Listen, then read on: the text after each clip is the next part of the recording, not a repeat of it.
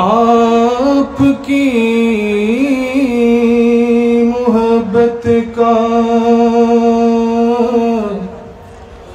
ہر قدم صحرا ہے،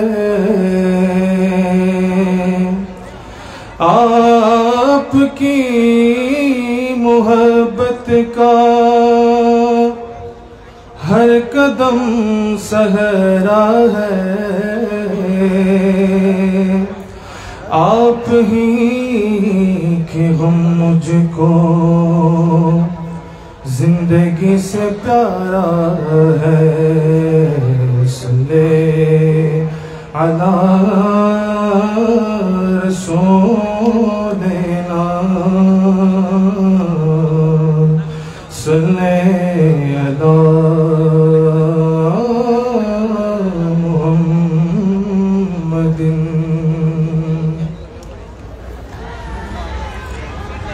اے سرور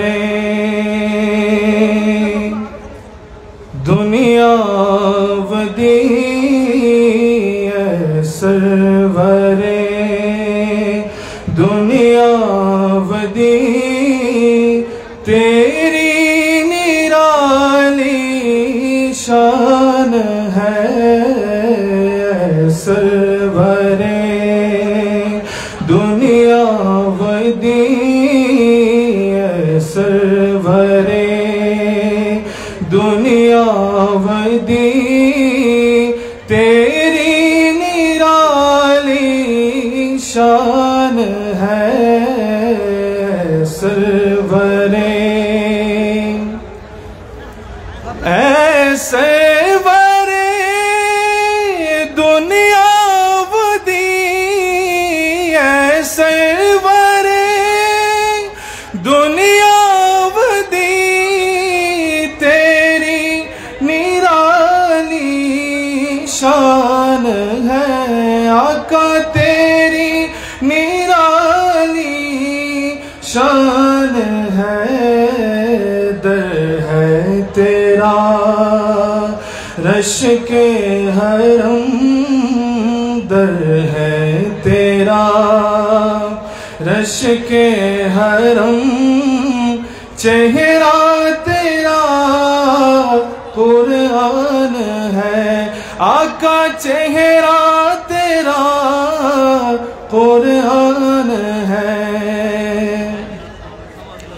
ختم رسول مختار کل، آقا ختم رسول مختار کل، نبیوں کا تو سلطان ہے، آقا نبیوں کا تو سلطان ہے، صورت تیری حسن و ازل، صورت تیری حسن و ازل، تجھ پہ جہاں قربان ہے، آقا تجھ پہ جہاں قربان ہے، اے سرور دنیا ودی،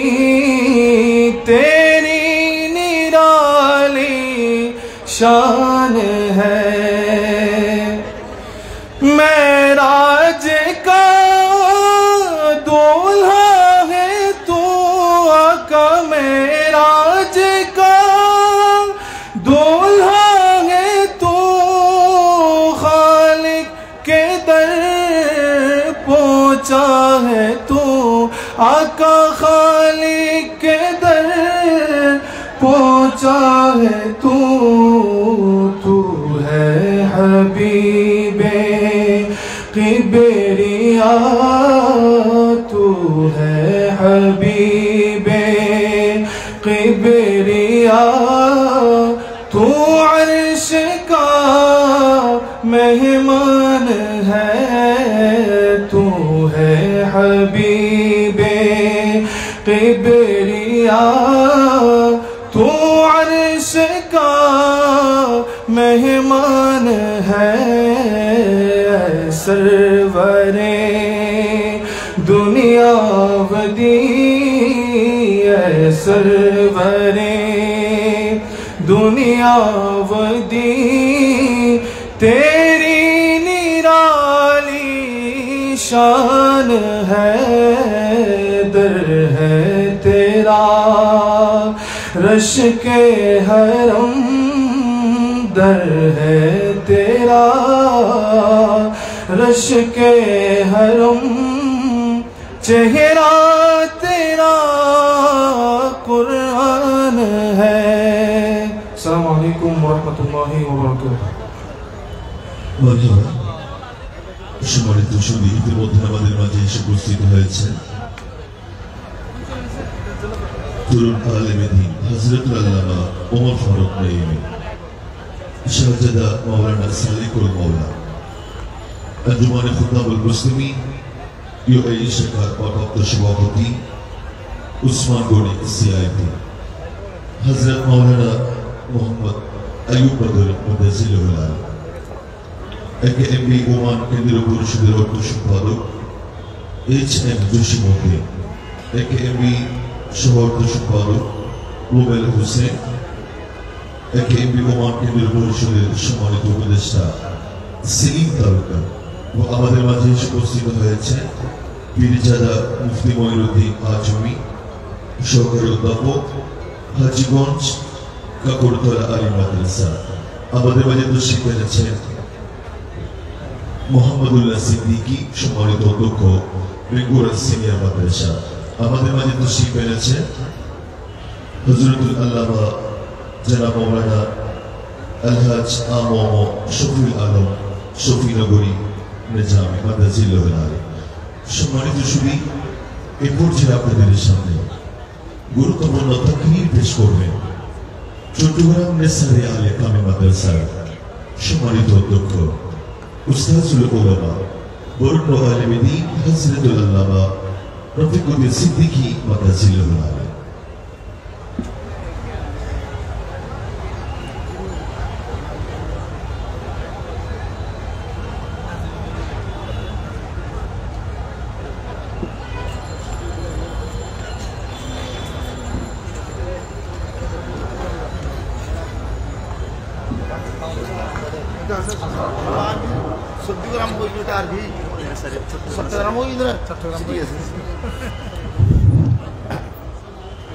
أعوذ بالله من الشيطان الرجيم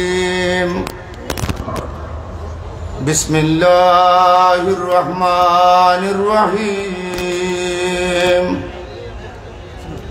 حامدا ومصليا ومسلما أما بعد فقد قال الله تعالى في شان حبيبه مخبرا وآمرا إن الله وملائكته يصلون على النبي يا أيها الذين آمنوا صلوا عليه وسلموا تسليما صلى الله على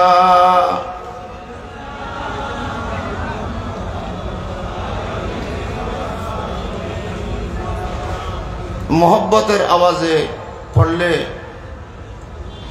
বেশি ভালো হবে। মহব্বতের আওয়াজে পড়ার চেষ্টা করুন। মহব্বতের আওয়াজ মানে আপনার অন্তরে যদি মহব্বত থাকে, আমাদের অন্তরে নবীর প্রতি ভালোবাসা থাকে, তাহলে আওয়াজের দ্বারা সেটা বোঝা যাবে।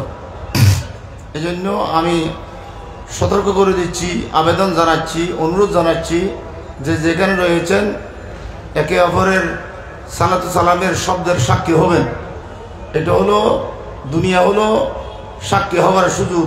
ওয়ান্তুম শুহাদাউল্লাহ ফিল আরদ, আপনি একে অপরের জন্য সাক্ষী হয়ে যান। দুরূদ শরীফের অন্য কোনো কাজ অবহেলা করা যায়, দুরূদ শরীফ পড়ার সময় অবহেলা করলে অসুবিধা আছে। এই জন্য সবাই আন্তরিকতা নিয়ে পড়বেন। তো হাত তুলে বলেন সবাই পড়বেন, যে পড়েন চাই দেখি। সালাতুন ইয়া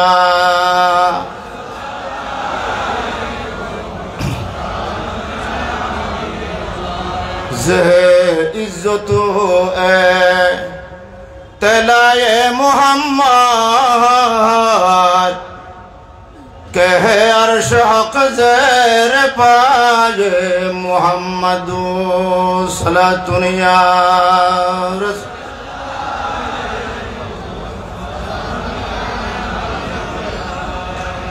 अम्मा बाद उद्योकार आजमशान नूरानी महफिलेर सम्मानित सभापति अतिथिबृंद काছে এবং দূর দূরান্ত থেকে আগত সর্বস্তরের সুন্নি জনতা উলামায়ে দ্বীন আসসালামু আলাইকুম ওয়া রাহমাতুল্লাহি ওয়া বারাকাতুহু। আমি গুনাহগার মহান আল্লাহর দরবারে শুকরিয়া জ্ঞাপন করছি যাদের মাধ্যমে যাদের পরিচালনার মাধ্যমে ইন্তজামের মাধ্যমে এত বড় আজিমুর শান মাহফিল ইনাদের শুকরিয়া আদায় করছি। আপনারা যারা মাহফিলে উপস্থিত হয়েছেন মাহফিল কমিটির পক্ষ থেকে আপনাদেরকে স্বাগতম জানাচ্ছি। আমি বেশিক্ষণ তকরির করব না। আজকের এই দিনটা আমাদের জন্য মনে হচ্ছে এটা খুশির দিন নয়, শুধুমাত্র আমি এক জায়গাতে খুশির দিন বলছিলাম, খুশির দিনে ব্যাখ্যা করা হয়েছে এটা খুশির দিন নয়, যেহেতু এটা রজব মাস। এই দিনটা এই মাহফিলটা আজকের দিন আমাদের জন্য মেরাজের দিন হয়েছে। মেরাজ অর্থ হচ্ছে যেখানে যাওয়া অসম্ভব সেখানে যাওয়া। এই মাহফিলে আজকে অসম্ভব ব্যক্তিদেরকে এখানে দেখে সম্ভব হচ্ছে। এজন্য আল্লাহর দরবারে শুকরিয়া জ্ঞাপন করছি। মেরাজের মাহফিল মাসে মেরাজের মাহফিল হিসেবে আল্লাহ কবুল করুক, আমিন। পবিত্র কালামুল্লাহ শরীফের মধ্যে আল্লাহ রাব্বুল আলামিন ইরশাদ করেন, আমি কোরআন শরীফ আয়াত তেলাওয়াত করিনি, তেলাওয়াত করার আগে একটা কথা বলতে চাই। সেটা হচ্ছে যে সময়ে যে জিনিসের দরকার মুসলমানদের জন্য সুন্নিয়তের জন্য, যেই সময় যেই জিনিসের দরকার প্রয়োজন সেই জিনিস করলে এটার নাম হবে ইসলামের পরিপূর্ণতা, এটা হবে সুন্নিয়তের পরিপূর্ণতা। ওই জিনিস যদি করা না হয়, নামাজ রোজা হজ যাকাত ইত্যাদি আদায় করলেও সবল মুসলমান বলা যাবে না, বরং দুর্বল মুসলমান বলা যাবে। এই কথা কেন বললাম? আজকে সুন্নিরা এক প্ল্যাটফর্মে বসবেন, আমরা আশাবাদী। এই প্ল্যাটফর্মে সুন্নিরা বসা এটা হলো আমাদের সময়ের দাবি। সুন্নি এবং মুসলমানদের এটা পরিপূর্ণতা প্রমাণ করে। তার পিছনে কোরআন শরীফের মধ্যে আল্লাহ রাব্বুল আলামিন ইরশাদ করেন, তার একটা ঘটনা। হযরতে আব্দুল্লাহ ইবনে সালাম রাদিয়াল্লাহু তাআলা আনহু, উনি ইহুদি ছিলেন, তৌরাত কিতাবের অনুসারী ছিলেন। যখন উনি কলমা পড়ে মুসলমান হয়েছেন, ওনার সঙ্গীগণ মুসলমান হয়েছেন, নবীর অনুকরণ করতে লাগলেন। কিন্তু দুই একটা জিনিস বেশকম রয়ে গেছে। সেই বেশকম হলো, যেহেতু উনি আগে তৌরাত কিতাবের অনুসারী ছিলেন, আগে ইহুদি ছিলেন, উনি মুসলমান হওয়ার পর কয়েকটি জিনিস আগের ধর্মের ধরে রেখেছে।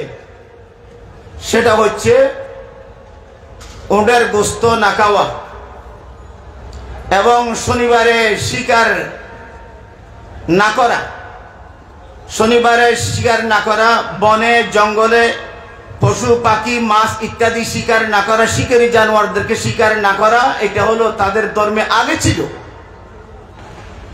মুসলমান হওয়ার পর যেহেতু এই দুটি জিনিস উনি ছাড়তে পারেন নাই, ইহুদিরা মনে করত উনি আমাদের লোক, আমাদের মতোই রয়ে গেছে, যদি বা মুসলমানদের কলমা পড়ে মুসলমান হয়েছে কিন্তু অন্তর আমাদের দিকে, চোখ কান ওনাদের দিকে, এ ধরনের ভুল বুঝাবুঝি মধ্যে পড়েছে। তখন আল্লাহ রাব্বুল আলামিন কোরআন কারীমের একটা আয়াত কারীমে নাযিল করেছে। সেখানে বলা হচ্ছে, হে আব্দুল্লাহ ইবনে সালাম, তোমার মতো যারা ইমানদার আছে তোমরা কখনো পরিপূর্ণ মুসলমান হতে পারবে না, ইমানদার হতে পারবে না যতক্ষণ পর্যন্ত তোমরা আগের তৈরি ইহুদি ধর্মের প্রথা সম্পূর্ণরূপে ক্যান্সেল না করো। এই জন্য আল্লাহ রাব্বুল আলামিন বলেন, ইয়া আইয়ুহাল্লাযীনা আমানু দুখুলু ফিস সিলমি কাফা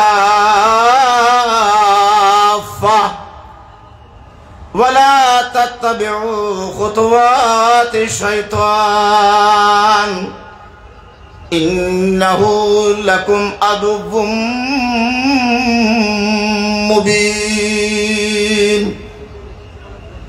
যদিও বা এখানে ঈমানদার বলা হয়েছে, মূলত সম্বোধন করা হয়েছে আহলে কিতাবকে, তৎকালীন যারা তৌরাত কিতাব ইনজিল কিতাব মানত। আব্দুল্লাহ ইবনে সালাম মুশাররফকে বলা হয়েছে শুধুমাত্র নামাজ রোজা হজ যাকাত ইবাদত বندگی কলমা কালাম ইত্যাদি অনুসরণ করলে তুমি পরিপূর্ণ মুসলমান হতে পারবে না। যেহেতু আগে উটের গোশত হারাম ছিল, সেটা তোমাকে উটের গোশত খাইতে হবে। এই উটের গোশত খাওয়া, শনিবারে শিকার করা, এটা হলো পরিপূর্ণ ইসলাম। তাহলে বর্তমান আমাদের নামাজ নিয়ে কোনো কথা নাই, রোজা নিয়ে কোনো কথা নাই, হজ নিয়ে কোনো কথা নাই, যাকাত নিয়ে কোনো কথা নাই, অন্য সাবজেক্ট নিয়ে কোনো কথা নাই। একমাত্র এই সময়ের মধ্যে কথা হচ্ছে সুন্নি জামাতের লোকদেরকে, উলামায়ে কেরামদেরকে এক প্ল্যাটফর্মের মধ্যে দেখা যাচ্ছে কিনা। যাদেরকে এই প্ল্যাটফর্মের মধ্যে দেখা যায় তাদের সুন্নিয়তের মধ্যে কোনো সন্দেহ নাই। আমার কথা শেষ। দ্বিতীয় নম্বরে আমি আশাবাদী, আজকে আমরা সমস্ত উলামায়ে কেরামদেরকে এক প্ল্যাটফর্মের মধ্যে দেখতে চাই। আমি একটা কথা বলি, সেটা হচ্ছে আমার নবী চিঠির মাধ্যমে দাওয়াত দিয়েছিলেন কিসরা বাদশাকে।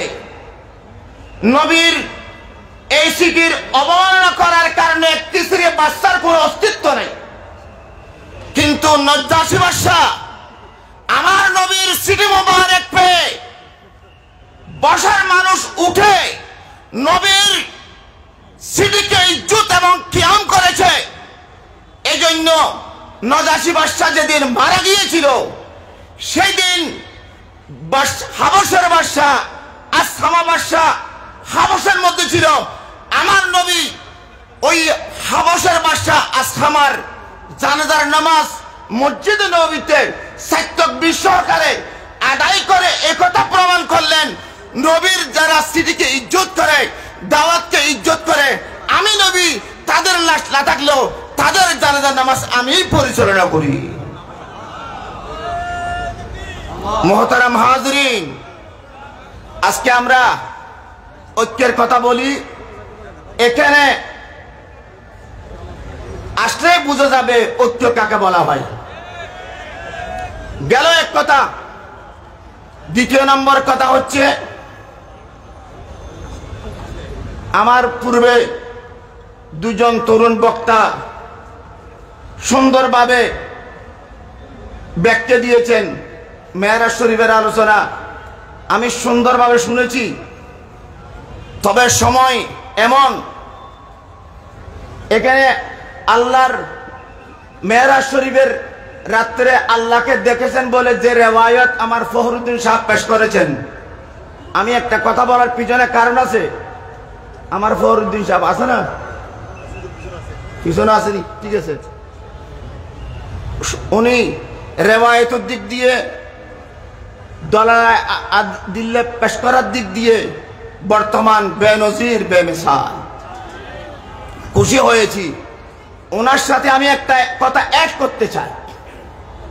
সেই কথাটা হচ্ছে, আল্লাহকে দেখার ব্যাপারে উনি রেওয়ায়ত পেশ করেছেন, সুন্দর রেওয়ায়ত, ডকুমেন্টারি কথা, বর্তমান তরুণ বক্তাদের মধ্যে শ্রেষ্ঠ। আমারও কথা আছে এখানে, একটা কথা বুখারী শরীফের হাদিস, যেখানে হযরত আয়েশা সিদ্দিকা রাদিয়াল্লাহু তাআলা বলেন, হযরত আয়েশা বলেন, যেই ব্যক্তি বলবে আমার রাসূল আল্লাহকে দেখেছেন মেরাজ শরীফের রাত্রে, সেই ব্যক্তি একটা মিথ্যে কথা বলল। এই কথা যদি হযরত আয়েশার রেওয়ায়েত দ্বারা কেহ ওয়াজ করে, তখন আমার ফখরুদ্দিন সাহেবের ওয়াজ আর থাকতেছে না। কারণ হযরত আয়েশা, বুখারী শরীফ, এই দুটোটা দলিলের সামনে আগের রেওয়ায়েতগুলা দুর্বল হয়ে যেতে পারে। তবে আমি বলবো, এই কথা হযরত আয়েশা কোন পক্ষে, কি মেরাজের আল্লাহর রাসূল আল্লাহকে দেখার পক্ষে নাকি বিপক্ষে, সে কথা আমাদের জানার বিষয়। এজন্য সালফুস সালিহিন উলামায়ে কেরাম বুখারী শরীফের হাসিয়ার মধ্যে সেটা উত্তর দেওয়া হয়েছে। বলা হয়েছে, যদি বা হযরত আয়েশা বলেন, যারা বলে আমার নবী আল্লাহকে দেখেছেন মিথ্যা, এটার একটা তাবিল আছে, এটার একটা ব্যাখ্যা আছে, এটার একটা অর্থ আছে। সেই কথাটা আমি এই জন্য বললাম যেন আমার বক্তা ফখরুদ্দিন সাহেবের তকরির যেন জামে মানে হয়। আমি বললাম এই জন্য যে হযরত আয়েশা বললেন আমার নবী যদি খোদাকে দেখে মিথ্যা হবে, এটার অর্থ জাহেরি অর্থ নয়, বাবু তাবিল মফতুহুন, এখানে একটা তাবিল করতে হবে। তাবিল ওইটা শরীয়ত সম্মত, মুহাক্কিকিনদের তাহকিক মতে, রেওয়ায়েত মতে ওইটা স্বতঃসিদ্ধ, সেটার উপরে কারো কোনো হাত নাই। সেটা হচ্ছে হযরত আয়েশার কথা বলছি। যদি কেহ বলে আল্লাহকে দেখেছে, মিথ্যা মানে আল্লাহকে শরীর ছাড়া দেখা মিথ্যা। আল্লাহকে দেখার সময় আল্লাহর রাসূলের রূহ ছিল এবং শরীরে ছিল, দুটার সমন্বয়ে খোদাকে দেখেছেন। একটা নিয়ে খোদাকে দেখলে মিথ্যা হবে, দুটা নিয়ে খোদাকে দেখলে সত্য হবে। এই কথা বললে তাবিল হয়ে গেল এবং বাতিল ফিরকার সুযোগ পাবে না। আল্লাহ আমাদের সেই কথাটা মনে প্রাণে সুন্দরভাবে বুঝে নেওয়ার জন্য তৌফিক দান করুন। মোহতারাম হাজির, আমার কথা শেষ। আমাদের আল্লামা জুবাইর সাহেব কাবলা দেখেছি বিভিন্ন জায়গায় ওলামায়ে কেরামদের ঘরে ঘরে, বাড়ি বাড়িয়ে, মাদ্রাসায় দিয়ে দাওয়াতের কোনো অভাব ছিল না, ঠিক না ঠিক বলেন? ওনার হক উনি আদায় করেছেন, ওনার মধ্যে কোনো দোষ নাই। দোষ একটা আছে, একটা দোষ আছে, আমাদের জুবাইর সাহেবের একটা দোষ আছে। আমি সেই দোষের কথা বলি, আর কোনো দোষ নাই। না বল দোষটা কিরকম একটু বলিলে আমার বাসায় দোষটা কিরকম? দোষটা এরকম, সাহাবায়ে কেরামের তারিফ করার সময় আরিফিন বুখারী শরীফের মধ্যে একটা শেয়ার আছে, বুখারী শরীফে একটা শেয়ার আছে কিতাবুল মাগাজিতে। সেই ধরনের একটা কথা আমি এখানে অ্যাড করতে চাই। সেটা হচ্ছে কি, ওয়ালা আইবা ফিহিম গায়রা আন্নাসু ইউফাহুম বিহিন্না ফুলুলুম মিন তারাজিল কাতায়বি। অর্থাৎ সাহাবায়ে কেরামের মধ্যে কোনো দোষ নাই, দোষ একটা আছে। সেটা কি? সেটা হলো সাহাবায়ে কেরামের তলোয়ার নবীর মহব্বতে যুদ্ধ করতে করতে বোতা হয়ে গেছে। নবীর মহব্বতে সাহাবায়ে কেরাম যুদ্ধ করতে করতে সাহাবায়ে কেরামের তলোয়ার ওবা কি গিয়ে বোত হয়ে গিয়ে গদি বিহিন্না ফুলুলুম মিন কারাইল কাতাইবি। আমি বলবো জুবাইর সাহেবের কাছে দোষ নাই, দোষ একটা আছে, মানুষের ঘরে ঘরে গিয়ে দাওয়াত দেওয়া। আল্লাহ এই জিনিসটা আমাদেরকে আল্লাহ বুঝি নেওয়ার তৌফিক দান করুক, আমিন। ওয়া আখিরু দাওয়ানা আলহামদুলিল্লাহি রাব্বিল আলামিন। আসসালামু আলাইকুম ওয়া রাহমাতুল্লাহ। আলহামদুলিল্লাহ। সম্মানিত সুধী ইতিমধ্যে আমাদের মঞ্চে আসন গ্রহণ করেছেন চট্টগ্রাম এসআইয়া কামিল মাদ্রাসার প্রধান মুহাদ্দিস বরুণ্য আলমী শেখুল হাদিস আল্লামা ইনামুল হক শিকদার মাদ্রাসিল আমাদের মাঝে খুশি পেয়েছে মাওলানা সোহাগুল ইসলাম বাসকারী ইসলামিয়া দরবার শরীফ খুশি পেয়েছে বিশিষ্ট নাথা শায়র আহলে সুন্নাহ আল্লামা নাসিমুদ্দিন নূরী মাদ্রাসিল আল্লামা মোহাম্মদ ইয়াহিয়া ওয়াহিদি সাবেক অধ্যক্ষ শিকলপুর কালারপুর ওয়াহিদিয়া ফাজিল ডিগ্রি মাদ্রাসা। সম্মানিত সুধী আমার মাঝে তশরিফ এনেছেন একেএমবি দুবাই শাখার সভাপতি মাওলানা মোহাম্মদ আবুল কাসেম। আমি সম্মানিত অতিথির আসন গ্রহণ করার জন্য আহ্বান করছি। সুপ্রিয় উপস্থিতি, এই পর্যায়ে আপনাদের সামনে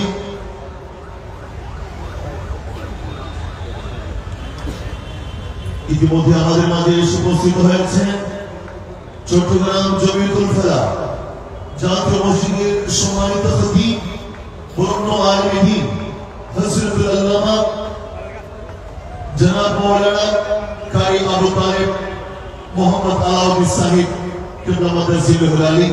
আমি হুজুরকে বিশেষ অতিথির আসন গ্রহণ করার জন্য আহ্বান করছি।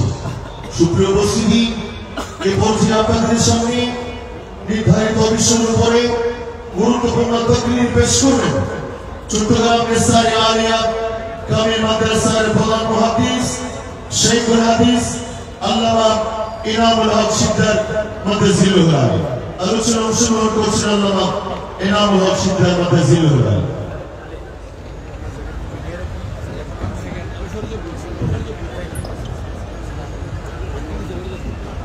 السلام عليكم ورحمة الله وبركاته. الحمد لله والصلاة والسلام على رسول الله وعلى آله وأصحابه ومن والاه. أما بعد فقد قال الله عز وجل في كلامه الكريم فاسألوا أهل الذكر إن كنتم لا تعلمون. وقال النبي صلى الله عليه وسلم من يرد الله به خيرا يفقهه في الدين. صدق الله مولانا العظيم وبلغنا رسوله النبي الكريم. 22তম পবিত্র দর্শুল কোরআন মাহফিলের আজকের এই বিশাল মাহফিলের সম্মানিত সভাপতি, উপস্থিত বাংলাদেশের বিভিন্ন প্রান্ত থেকে আগত বরেণ্য উলামায়ে কেরাম, বুজুর্গানে দ্বীন, প্যান্ডেলে অবস্থানরত আমার প্রাণ প্রিয় সুন্নি জনতা, আল্লাহর দরবারে লক্ষ কোটি শুকর এবং সিজদা।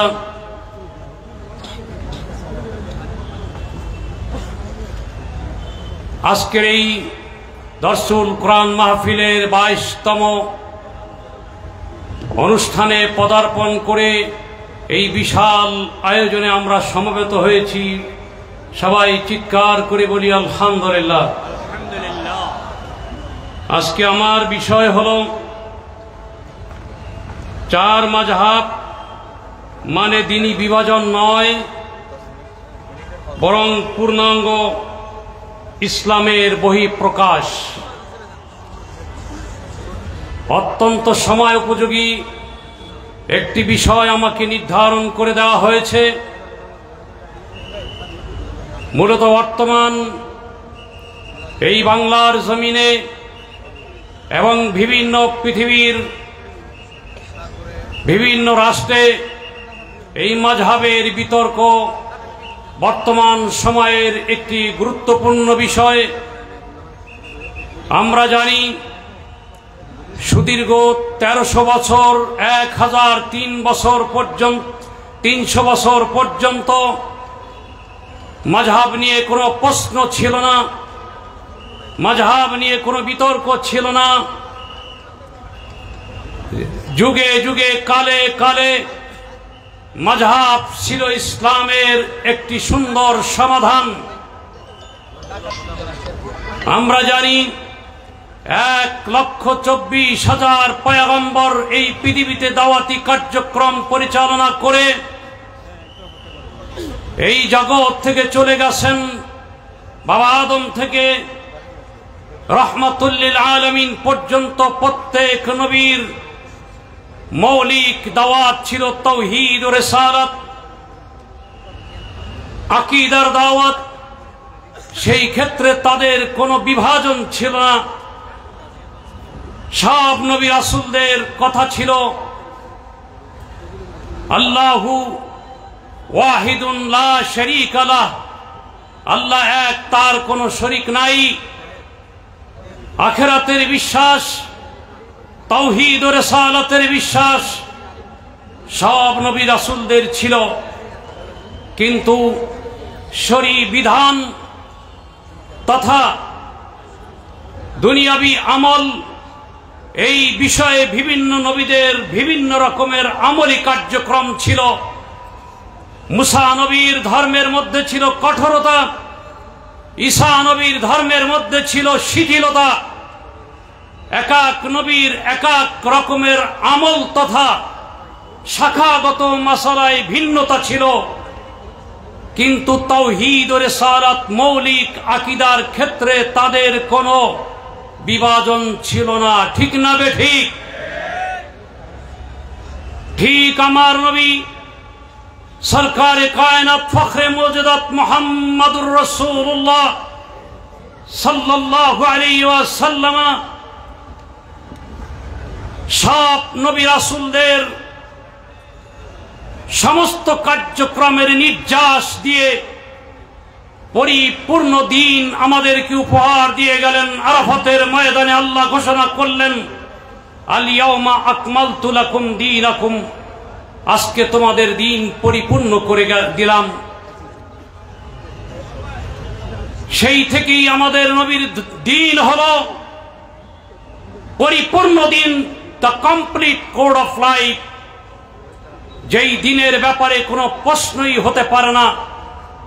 কিন্তু পরবর্তীকালে 1,24,000 সাহাবীদের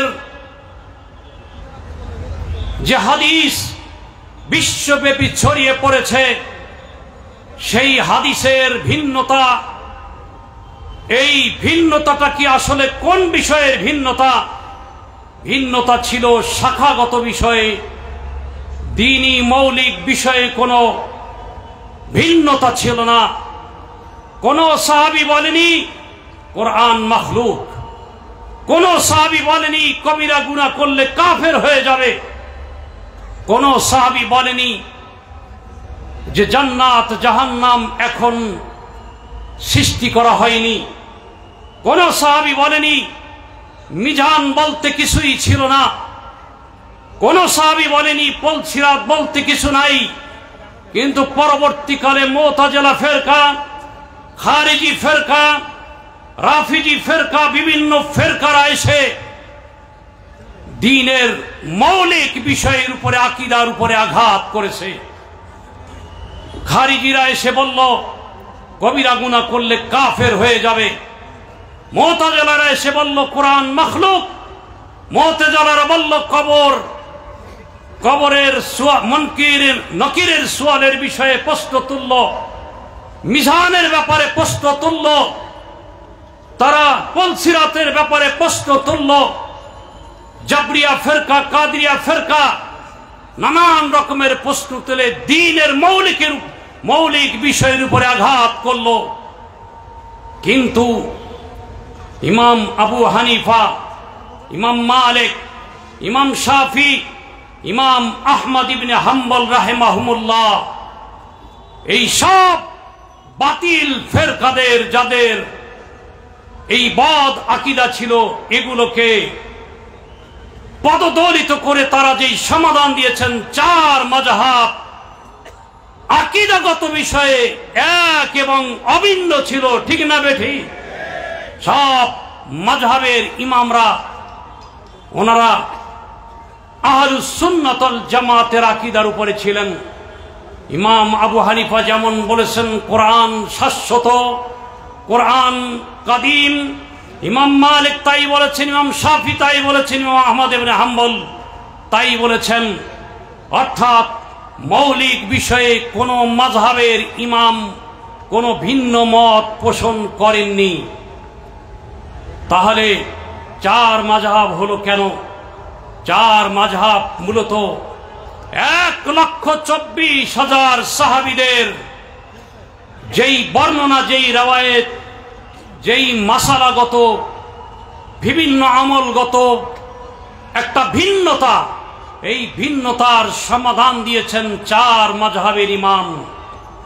4 মাযহাবের ইমাম যদি না থাকতো, আজকে ইসলাম নিয়ে নাস্তিকেরা হাসাহাসি করত, ইসলাম বিরোধীরা এই দ্বীন ইসলামের বিরুদ্ধে নানান রকমের কটূক্তি করত। ইমামে আজম আবু হানিফা রাহমাতুল্লাহ আলাইহি সব হাদিসগুলোকে সামনে নিয়ে, কোরআনকে সামনে নিয়ে, সাহাবীদের কওল তথা তাদের বক্তব্যকে সামনে নিয়ে যে একটা উসুল তৈরি করেছেন, সেই উসুলের ভিত্তিতে উনি সমাধান দিয়েছেন। ইমাম মালিক রাহমাতুল্লাহ আলাইহি উসুলের ভিত্তিতে সমাধান দিয়েছেন। সেই উসুলগুলো ছিল আমলগত বিষয়, আকীদাগত বিষয় নয়। এই আমলগত বিষয়ে যেমন রফিয়াদাইনের মাসালা, খোদ আব্দুল্লাহ বিন বাজ, সৌদি আরবের আব্দুল্লাহ বিন বাজের কিতাবের মধ্যে আমি দেখলাম, উনি বললেন লাউলা আব্দুল্লাহ ইবনে মাসউদ ওয়া আলী ইবনে আবি তালিব, যে আব্দুল্লাহ ইবনে মাসউদ এবং আলী ইবনে আবি তালিব যদি না হতো, তাহলে নামাজের মধ্যে রফিয়াদাইনকে আমরা ফরজ বলতাম। কিন্তু আব্দুল্লাহ ইবনে মাসউদ, আলী রাদিয়াল্লাহু তাআলা আনহু এই রফিয়াদাইন তথা বারবার হাত তোলার বিষয়টার বিরুদ্ধে কথা বলার কারণে, রওয়ায়েতের কারণে আমরা বলছি মুস্তাহাব। তাহলে এরা বলতেছে মুস্তাহাব, আর ইমাম আজম আবু হানিফা রাহমাতুল্লাহ আলাইহি বলছেন এটা মানসুখ। কেন রহিত? যেহেতু হযরতে আব্দুল্লাহ ইবনে ওমর রাদিয়াল্লাহু তাআলা জীবনের শেষ 10 বছর, যে আব্দুল্লাহ ইবনে ওমর রফিয়াদাইনের হাদিস বর্ণনা করেছেন, যেটা দিয়ে সালাফিরা দলিল দেয়, লা মাযহাবিরা দলিল দেয়, ওরা এই আব্দুল্লাহ ইবনে ওমরের হাদিস দিয়ে দলিল দেয়। হযরত মুজাহিদ রাহমাতুল্লাহ আলাইহি বলেন, সাহিবতু আব্দুল্লাহ ইবনে ওমর, আমি আব্দুল্লাহ ইবনে ওমরের সাথে ছিলাম 10 সিনিন, 10 বছর আমি তার খেদমত করেছি। ফালাম আরা ইয়ারফা ইয়াদাই, আমি তাকে 2 হাত বারবার তুলতে দেখিনি, ইল্লা ফি ইফতিতাহিস সালাত, একমাত্র শুরুতেই রফিয়াদাইন করতে দেখেছি। আব্দুল্লাহ ইবনে ওমর শেষ 10 বছর রফিয়াদাইন করেন নাই, নিজের বর্ণিত হাদিসের উপরে আমল করেন নাই। ইমাম আবু হানিফা এটাকে পয়েন্ট আউট করেছেন যে একজন বিজ্ঞ সাহাবী, ফকিহ সাহাবী যদি এই আমলটা না করে থাকেন, নিজের বর্ণিত হাদিস যদি আমল না করে থাকেন, নূরুল আনোয়ারের লেখক আল্লামা মোল্লা জিউন বলেছেন, হাজা দলিলুন আলা ইনতিসাকিহি, রফিয়াদাইন যে রহিত হয়ে গেছে, আব্দুল্লাহ ইবনে ওমরের আমল পরিত্যাগ করাটাই হলো তার বড় যুক্তি, বড় দলিল। অতএব এই জন্য আমরা রফিয়াদাইন করি না, নাবির নিচে হাত বাঁধি। ইমাম আবু হানিফা রাহমাতুল্লাহ আলাইহি বলেন যে তোমরা বুকের উপর হাত বাঁধো একটা হাদিসের কারণে, আর আমি নাবির নিচে হাত বাঁধি 4টা হাদিসের কারণে। চিৎকার করে বলুন না সুবহানাল্লাহ। নাবির নিচে হাত বেঁধে নামাজ পড়লে 4টা হাদিসের উপর আমল হয়ে যায়। এক হাদিসে বলেছে জিরা আলা জিরা, আর এক হাদিসে বলেছে ওয়াদুল আকুফ আলা জাহারিল আকুফ, এক হাতের তালু আর এক হাতের পিঠের উপরে দেওয়া। আর এক হাদিসে বলেছে, আলী রাদিয়াল্লাহু তাআলার হাদিসে বলেছে নাবির নিচে তাহাতা সুররা।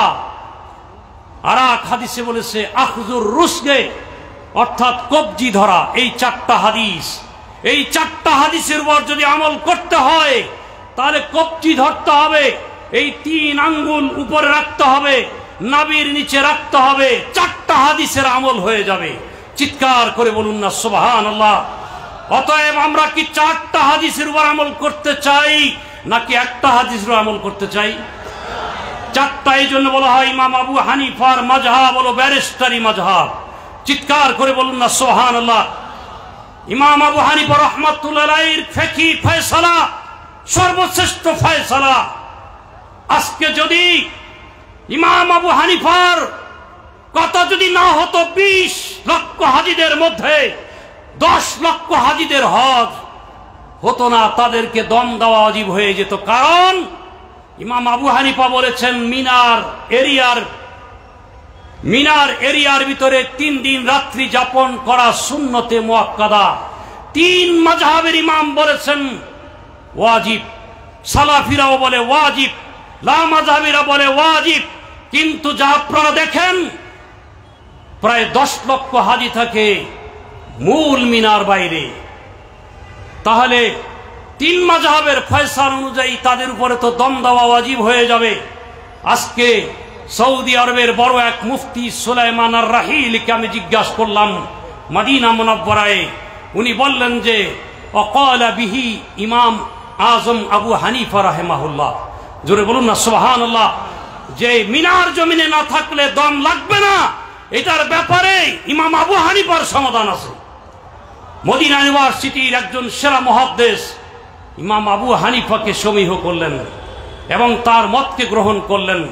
এই জন্যই খলিফা হারুনুর রশিদের আমলে, মিশরের শাসন আমলে এবং শুধু তাই নয়, ভারতীয় খোরাসান রাজ্যে বিভিন্ন এলাকায় ইমাম আবু হানিফার ফিকহি ফয়সালা, বিচার কার্য সব কিছু যেহেতু সবচেয়ে সুন্দর, এই কারণেই হানাফি মাযহাব বিশ্বের মধ্যে সবচেয়ে বেশি 1,20,00,000 মানুষ হানাফি মাযহাবের অনুসারী।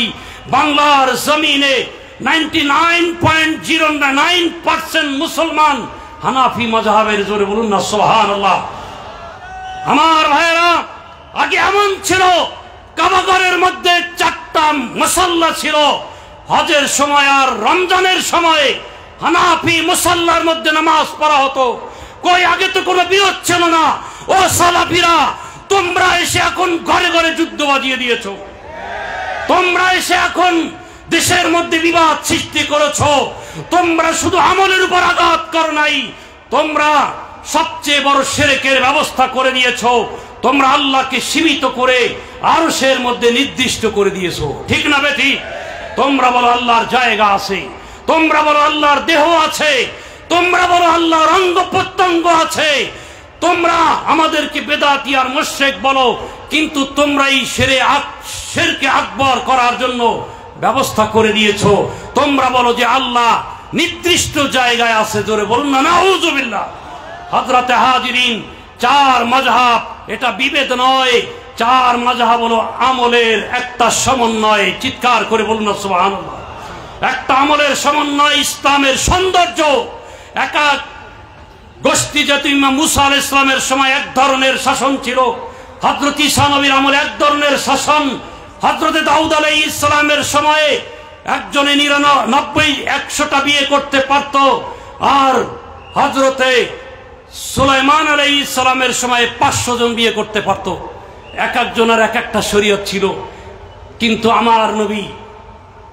আমার নবী বললেন যে পূর্ববর্তী পয়গম্বরদের যে তাওহীদ, রিসালাত, আকীদা, এটার কোনো পরিবর্তন নাই। এটা আমিও ওই দিনের উপরে আছি, আমি সেটার পূর্ণাঙ্গ রূপ দিয়ে গেছি। ঠিক 4 মাযহাবের ইমাম আকীদার উপরে কোনো আঘাত করেন নাই, আহলুস সুন্নাত ওয়াল জামাতের উপরেই তারা প্রতিষ্ঠিত। ঠিক না বে ঠিক? কিন্তু আমলগত সৌন্দর্য এক এক মাযহাবের ইমামের মাধ্যমে আমার নবীর এক একটা সুন্নাহ এক একটা দেশের মধ্যে জারি আছে। ঠিক না বে ঠিক? অতএব হাদিস তাবিল করে, ব্যাখ্যা করে এক একজন এক এক রকমের ব্যাখ্যা করলে তাতে কোনো মৌলিক ক্ষতি নাই, বরং এটা ইসলামের সৌন্দর্য। ঠিক না বে ঠিক? এটা ইসলামের পূর্ণাঙ্গতা। অতএব চার মাযহাব নিয়ে বর্তমানে যেই বিভেদ সৃষ্টি করা হচ্ছে, বলা হচ্ছে চার মাযহাব নাকি দিনকে বিভক্তি করেছে। জোরে বলুন না নাউযুবিল্লাহ। আগে তো এরকম ছিল না। আগে তো হানাফি ইমাম থাকলে শাফিরা পিছনে চলে যেত। এই যে কিছুদিন আগে মক্কাতে নামাজ পড়াইতে গেলাম, আল্লাহু আকবার, কেরালার একজন ইমাম বলতেছে আনতা আলা মাযহাবিল আহনাফ, আপনি কি মাযহাবের হানাফির উপরে? যে ঠিক কদ্দেম, আপনি সামনে যান। মাযহাব হানাফি মাযহাবের ইমাম থাকলে সেখানে অন্য মাযহাবের ইমাম সামনে যেতে পারবে না, সে পিছনে থাকবে। কত সুন্দর মিল ছিল, জোরে বলুন না সুবহানাল্লাহ। অতএব আগে তো কোনো বিরোধ ছিল না, বর্তমান বিরোধ বাজাইল কে? বাজাইছে লা মাযহাবিরা। ঠিক না বে ঠিক? কারা? লা মাযহাবিরা। অতএব লা মাযহাবিদের কথার দিকে কর্ণপাত করবে না বর্তমান যুবকেরা। আমরা হানাফি, তাদেরকে সম্মান করব, হানাফি আমরা আমল করব। যারা শাফি তারাও বরহক, যারা মালিকি তারাও বরহক, যারা হাম্বলি তারাও বরহক। হযরতে হাজিরিন হযরতে আহমদ ইবনে হাম্বল রাহমাতুল্লাহ আলাইহির মাযহাব গ্রহণ করেছিলেন গাউসে পাক। গাউসে পাক চিন্তা করলেন সবচেয়ে সেরা মাযহাব হলো হানাফি মাযহাব। আমি আগামী কালকে বাগদাদের মসজিদে ঘোষণা দেব যে আমি হানাফি মাযহাবে চলে যাব। রাত্রবেলা ইমাম আহমদ ইবনে হাম্বল খাবের মধ্যে বলতেছে, গাউসে পাক, তুমি যদি আমার মাযহাব ছেড়ে চলে যাও, আমার মাযহাব মানার জন্য ইরাকে লোক থাকবে না, সুতরাং তুমি যাইও না। ইমাম গাউসে পাক রাদিয়াল্লাহু তাআলা মাযহাব ছাড়েন নাই, তিনি ওটাতেই রয়ে গেলেন। অতএব সব মাযহাব হলো আমাদের সমাধান, দিনের পূর্ণতা। আল্লাহ রাব্বুল আলামিন আমাদেরকে মাযহাব অনুযায়ী চলার তৌফিক দান করুক। যার মাযহাব নাই তার কোনো পথ নাই, যার মাযহাব আছে তার রাস্তা আছে, যার মাযহাব আছে তার নাজাতের ব্যবস্থা আছে, যার মাযহাব নাই তার কিছুই নাই। আল্লাহ আমাদেরকে হেফাজত করুক, আমিন। ওয়া আখির দাওয়ানা আলহামদুলিল্লাহি রাব্বিল আলামিন।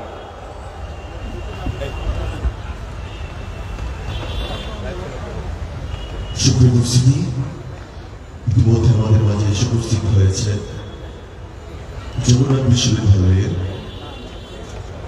সাবেক ডিন, বাংলাদেশ আহলে সুন্নাত ওয়াল জামাতের co-chairman professor doctor Mohammad Abdul Wadud.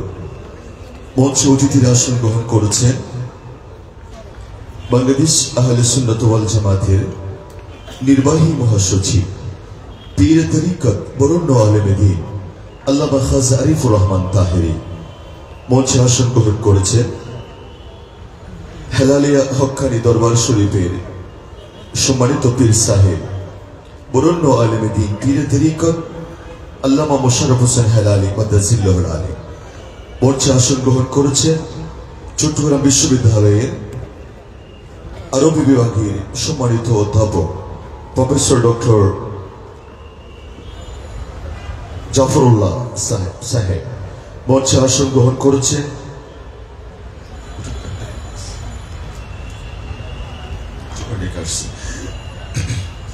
সম্মানিত সুধী।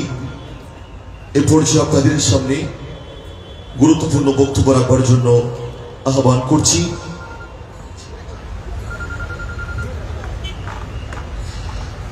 আজকের দরসুল কোরআন মাহফিলের সম্মানিত বিশেষ অতিথি, জগন্নাথ বিশ্ববিদ্যালয়ের সাবেক ডিন, বাংলাদেশ আহলে সুন্নাত ওয়াল জামাত এর co-chairman professor doctor Mohammad Abdul Wadud.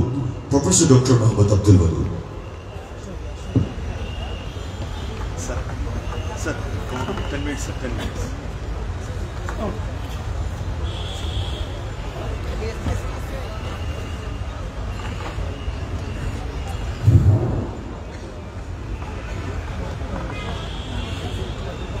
নাহমাদুহু ওয়া নুসাল্লি আলা রাসূলিহিল কারীম, আম্মা বা'দ।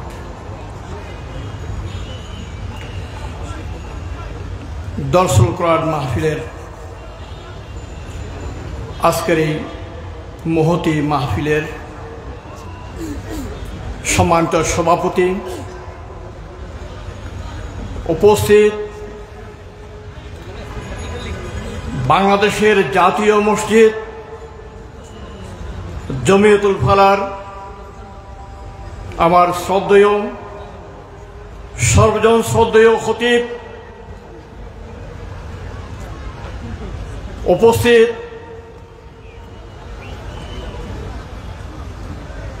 খুদ্দামুল মুসলিমিনের নেতৃবৃন্দ, মঞ্চে উপবিষ্ট আলিম উলামা পীর মাশায়েখ,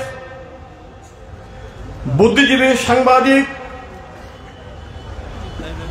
অত্র এলাকার গণ্যমান্য ব্যক্তিত্ব, সম্মানিত সুধী, আসসালামু আলাইকুম রহমতুল্লাহি ওয়া বারাকাতুহু। আজকে আমি আনন্দিত, চট্টগ্রামের বুকে জমিয়তুল ফালাহ মসজিদের মাঠে এত বড় বিশাল আয়োজন, চট্টগ্রাম নয় বাংলাদেশের প্রত্যন্ত অঞ্চল থেকে আগত রসুল প্রেমিক ভাই বোনেরা আজকে উপস্থিত হয়েছেন। এই মহাসমাবেশে আমি উপস্থিত হয়ে নিজেকে ধন্য মনে করছি। এই মাহফিলের নাম দরসুল কোরআন। প্রশ্ন আসতে পারে, 2020 বছর 22 বছর ধরে দরসুল কোরআন নাম শুনছি, আগে তো কোনো সময় দরসুল কোরআন নাম শুনিনি। এই প্রশ্নের উত্তর মহান আল্লাহ তার কোরআনের মধ্যে বহু আগে ডিক্লেয়ার করে গেছেন। আল কোরআনকে গবেষণা করুন, আল কোরআন পর্যালোচনা করুন, আল কোরআনকে নিয়ে রিসার্চ করুন, দরসুল কোরআন মাহফিল বের হয়ে আসবে। দর্শন শব্দের অর্থ হচ্ছে শিক্ষা, দেরাসাত শব্দের অর্থ হচ্ছে শিক্ষা। যেমন বলা হয় আদ-দেরাসাতুল ইসলামিয়া, ইসলামী শিক্ষা। সাহাবায়ে কেরামদের যুগের মধ্যে ছিল মাদ্রাসা উবাই ইবনে কাব, মাদ্রাসা আব্দুল্লাহ ইবনে মাসউদ ইত্যাদি।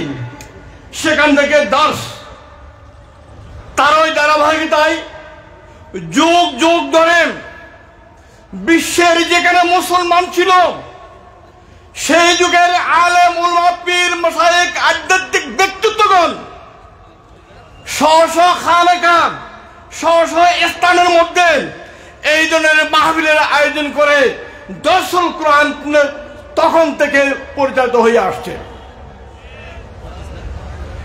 এই দরসুল কোরআন, কোরআন শিক্ষা, এই শিক্ষার প্রথম সবক স্বয়ং আল্লাহ রাসূলুল্লাহ সাল্লাল্লাহু আলাইহি ওয়াসাল্লামকে দিয়েছিলেন। আল কোরআন আছে আর রহমানু আল্লামাল কোরআন।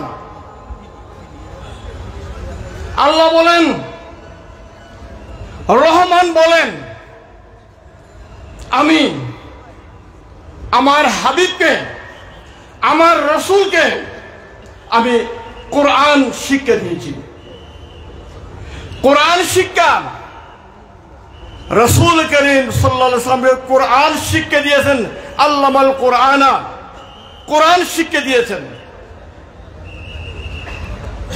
স্বয়ং এই দরসুল কোরআন মাহফিল, তাফসীরুল কোরআন মাহফিল আল্লাহর সুন্নাত।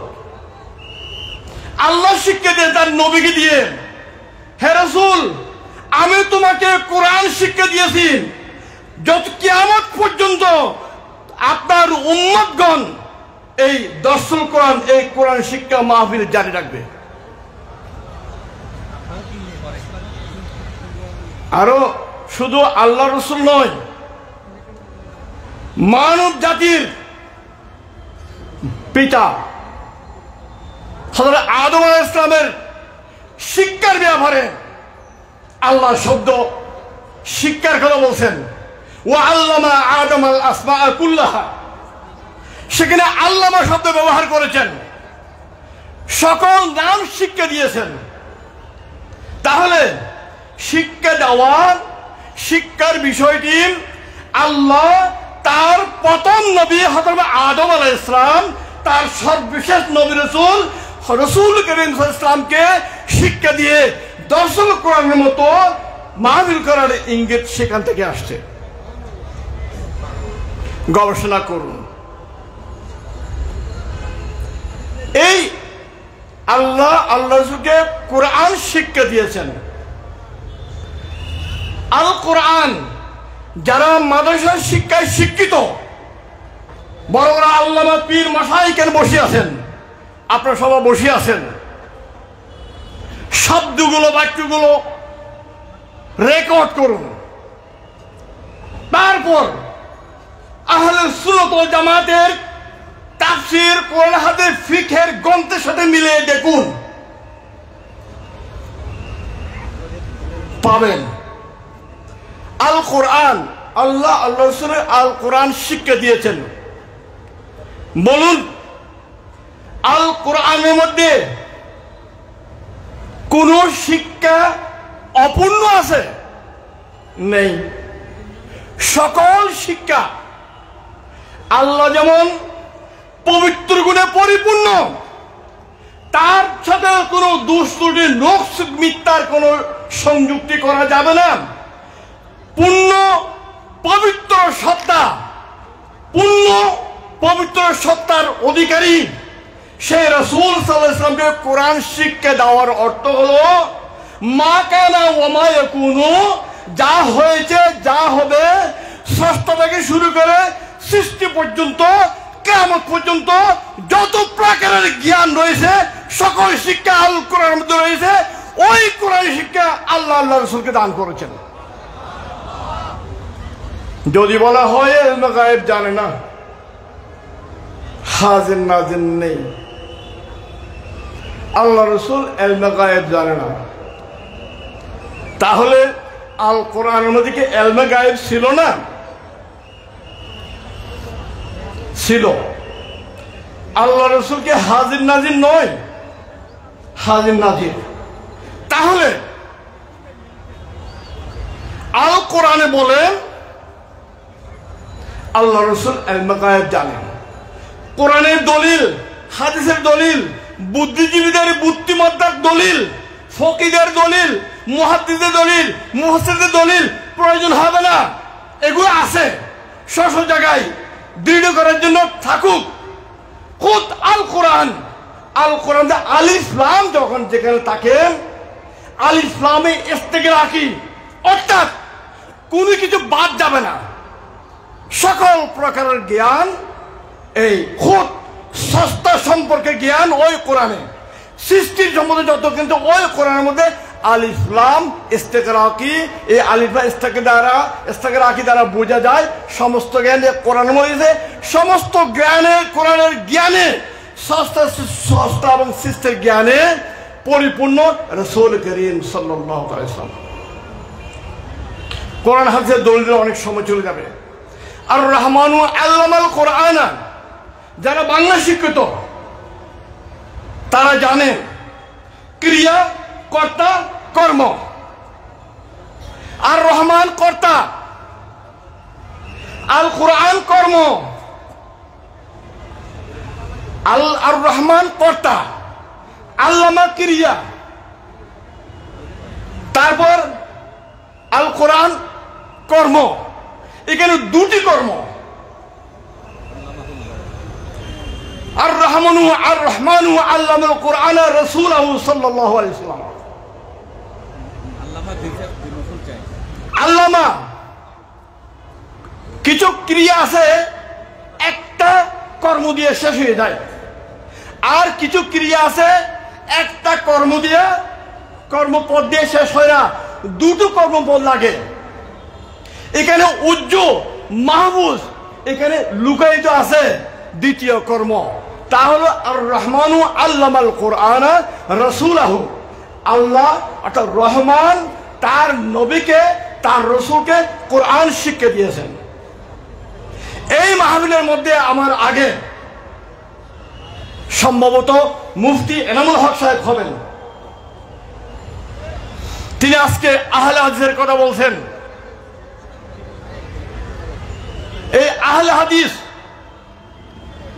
তারা, আমি আজকে আরিফ সাহেবের মোবাইলের মধ্যে দেখলাম রসুল এলমে গায়েব জানে না, কোরআন শরীফের একটা আয়াত নিয়ে আসছে। তারা কোরআন শরীফের আরো যে আয়াত আছে আল্লাহ এলমে গায়েব জানেন, সেই কথাগুলো তারা বলে না।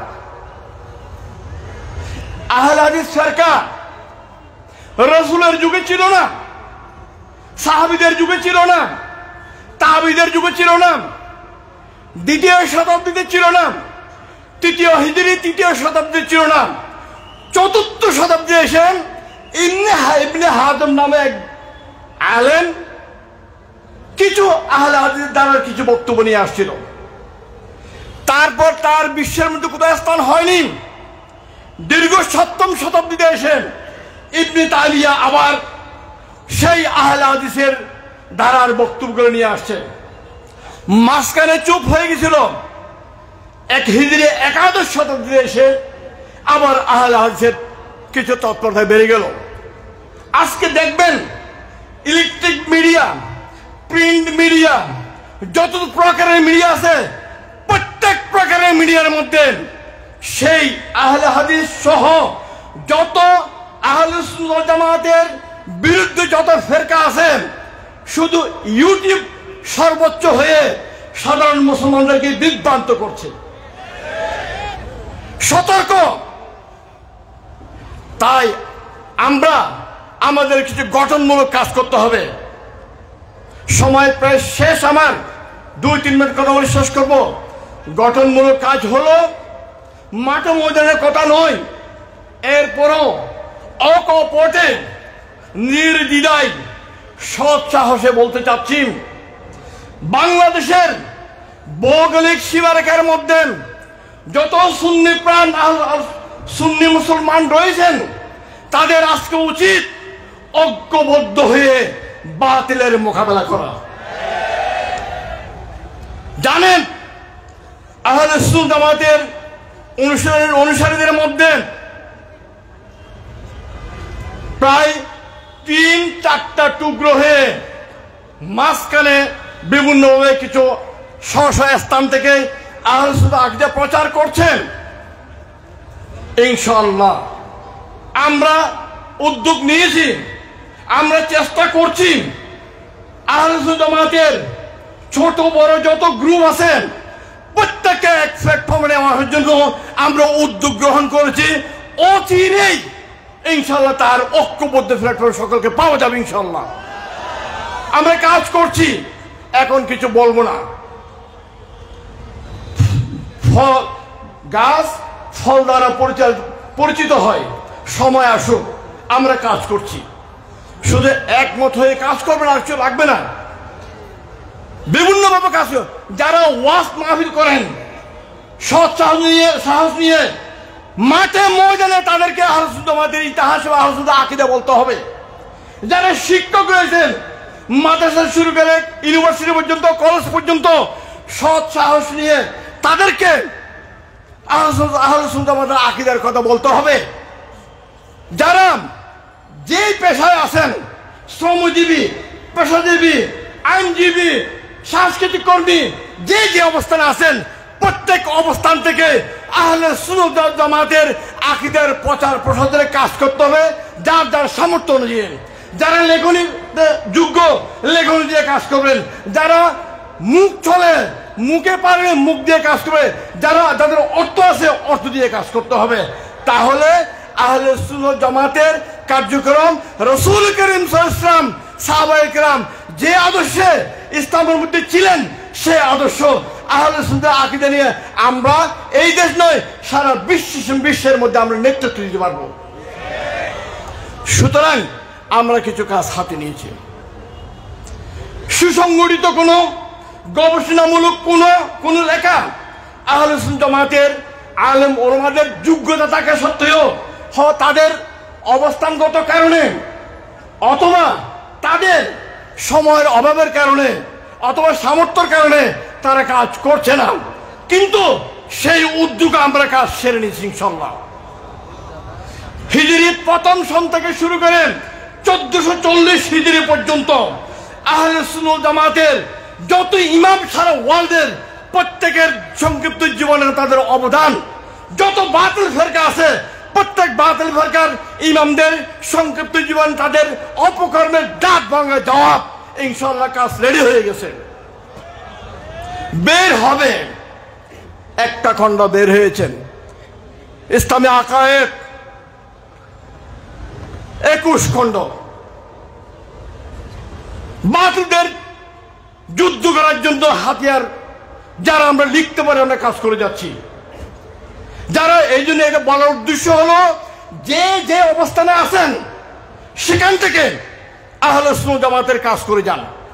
আমরা ছিলাম, আমরা আছি, আমরা থাকবো, দেশের জন্য দেশের কাজ করব, দেশের সার্বভৌমত্ব রক্ষায় আমরা কাজ করব, দেশের শান্তি শৃঙ্খলা বজায় রাখার জন্য আমরা কাজ করব, সাথে সাথে আল্লাহ রাসূলকে সন্তুষ্ট রাখার জন্য আহলে সুন্নাত জামাতের আকীদার ছায়াতলে এসে নিজের জীবনকে গড়ে তুলব এবং অপরকে সহযোগিতা করব।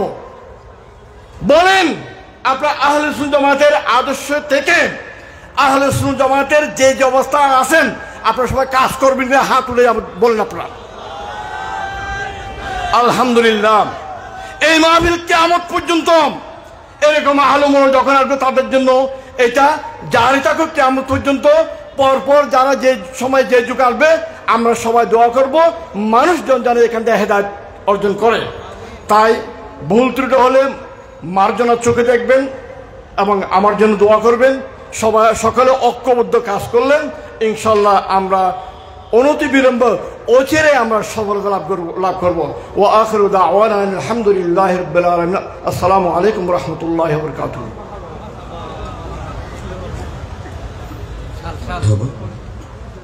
মারহাবা। সম্মানিত উপস্থিতি, ইতিমধ্যে আমাদের মাঝে এসে উপস্থিত হয়েছে ওয়াইসি আলী মাদ্রাসার সম্মানিত অধ্যক্ষ আল্লামা আবু সালেহ।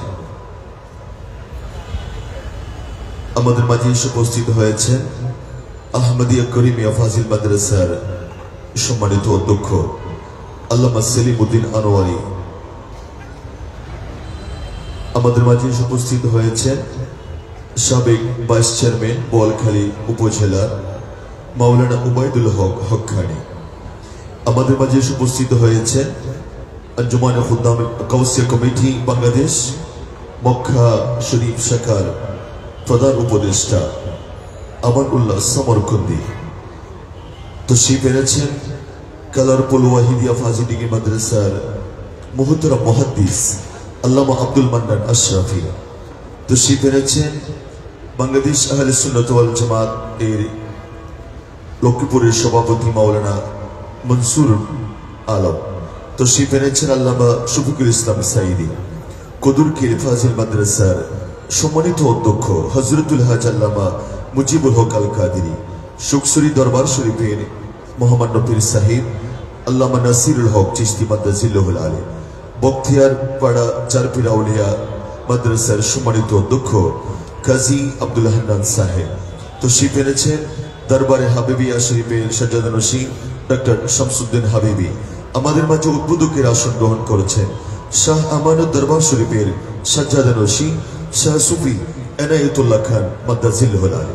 সম্মানিত সুধী, এ পর্যায়ে আপনাদের সামনে গুরুত্বপূর্ণ বক্তব্য রাখবেন চট্টগ্রাম জমিয়তুল ফালাহ জাতীয় মসজিদের মুহতারাম খতিব বরণ্য আলেম দ্বীন আল্লামা কারি আবু তালেব মোহাম্মদ আলাউদ্দিন।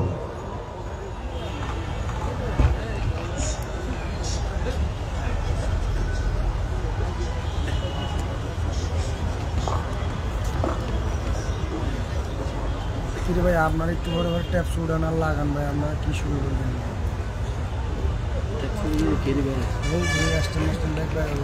সাই সরেন না, বুঝতে পারছি।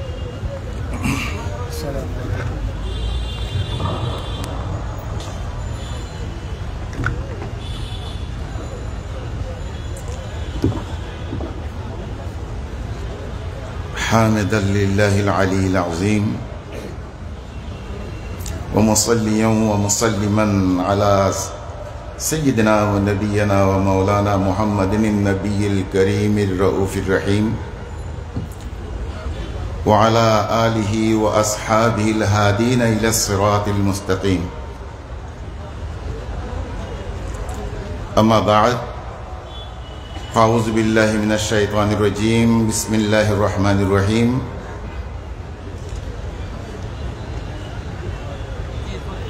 إذ قال إبراهيم لبنيه ويعقوب يا بني إن الله اصطفى لكم الدين فلا تموتن إلا وأنتم مسلمون صدق الله مولانا العظيم وصدق رسوله النبي الكريم ونحن على ذلك من الشاهدين والشاكرين والحمد لله رب العالمين مولاي صل وسلم دائما أبدا على حبيبك خير الخلق كلهم আঞ্জুমানে খুদ্দামুল মুসলিমিনের সার্বিক ব্যবস্থাপনায় ঐতিহ্যবাহী চট্টগ্রাম জমিয়তুল জাতীয় মসজিদের বিশাল চত্বরে ময়দানে পবিত্র দরসুল কোরআন মাহফিলের এই 22তম পর্ব অনুষ্ঠিত হচ্ছে। এই মহতি মাহফিলে অনেক গণ্যমান্য এবং মুআজ্জাজ মুকাররম হযরতে উলামায়ে কেরাম, মাশায়েখ এজাম এবং বিভিন্ন শিক্ষা প্রতিষ্ঠানের প্রিন্সিপাল, ভাইস প্রিন্সিপাল, প্রফেসর,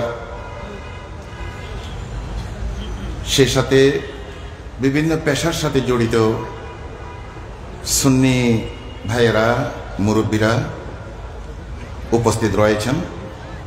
তাদের প্রত্যেকের পরিচিতি ইতিমধ্যে আপনাদের সামনে উপস্থাপন করা হয়েছে। আমি সময়ের স্বল্পতার কারণে আর সেটা পুনরাবৃত্তি করছি না। প্রত্যেকের প্রতি, আপনাদের প্রতি আমার সশ্রদ্ধ সালাম। আসসালামু আলাইকুম ওয়া রাহমাতুল্লাহি ওয়া বারাকাতুহু।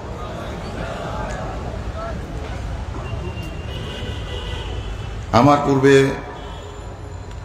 জগন্নাথ বিশ্ববিদ্যালয়ের সাবেক ডিন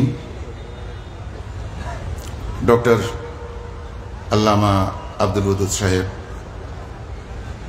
তিনি অত্যন্ত গুরুত্বপূর্ণ আলোচনা আপনাদের সামনে রেখেছেন। সময় থাকলে তিনি আরও অনেক গুরুত্বপূর্ণ তথ্য আপনাদের সামনে উপস্থাপন করতে পারতেন, যেহেতু আরও অনেক চট্টগ্রাম এবং চট্টগ্রামের বাইরের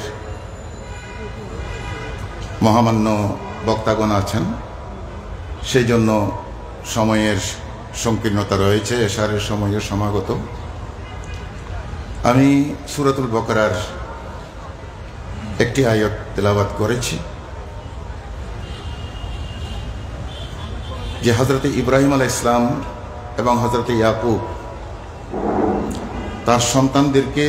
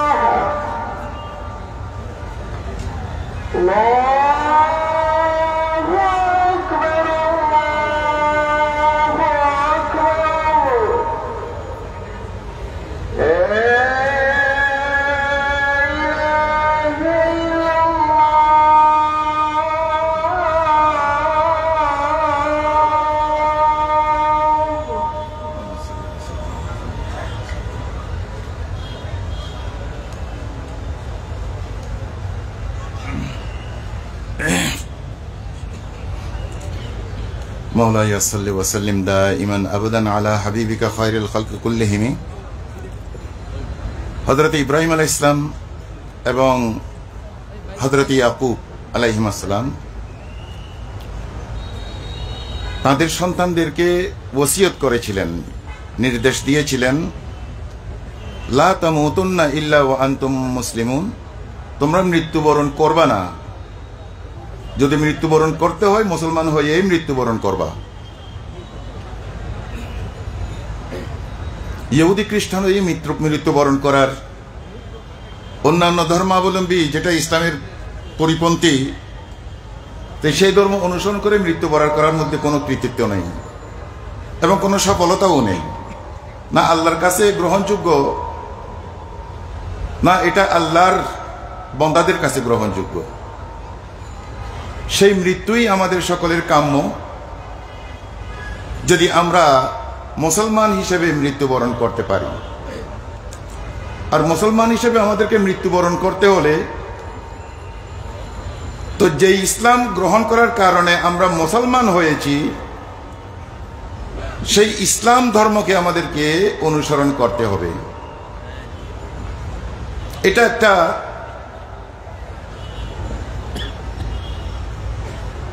যুক্তিতর্ক দিয়ে বুঝিয়ে বলার কোনো বিষয় না। আমরা যদি আমাদের ধর্ম যদি ইসলাম থাকে তবে আমরা মুসলমান হয়ে অবশ্যই মরতে পারবো।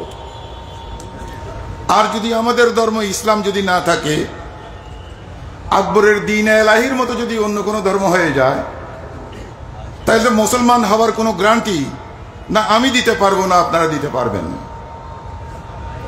আকবরের দ্বীন এলাহি আপনারা প্রত্যেকেই জানেন, আকবরের দ্বীন এলাহির মধ্যে সবাই ছিল,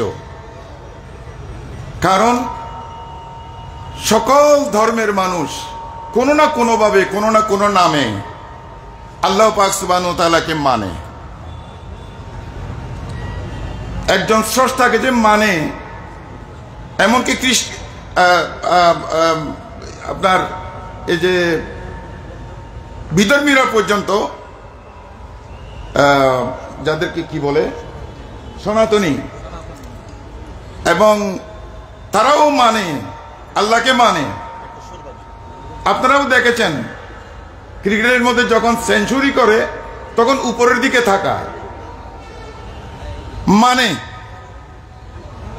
আকবর তাদেরকে নিয়ে একটা ধর্ম করেছিল যে হিন্দুরা হিন্দু ধর্মে থেকে তার ধর্মের মধ্যে থাকতে পারবে, খ্রিস্টানরা খ্রিস্টান ধর্মের মধ্যে থেকে এই ধর্মে থাকতে পারবে, ইহুদিরা ইহুদিদের ধর্মে থেকে এই ধর্মে থাকতে পারবে, মুসলমানরা মুসলমানদের ধর্মে থেকে এই ধর্মে থাকতে পারবে।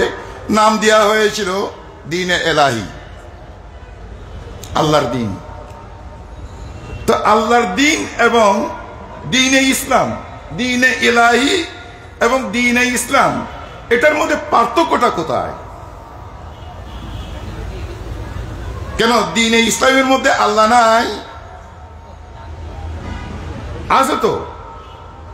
তাইলে কেন হযরত মুজাদ্দিদ আল-ফিসানি রাহমাতুল্লাহ আলাইহি দ্বীনে ইলাহিকে দাফন করে দ্বীনে ইসলামকে পুনরুজ্জীবিত করেছিলেন?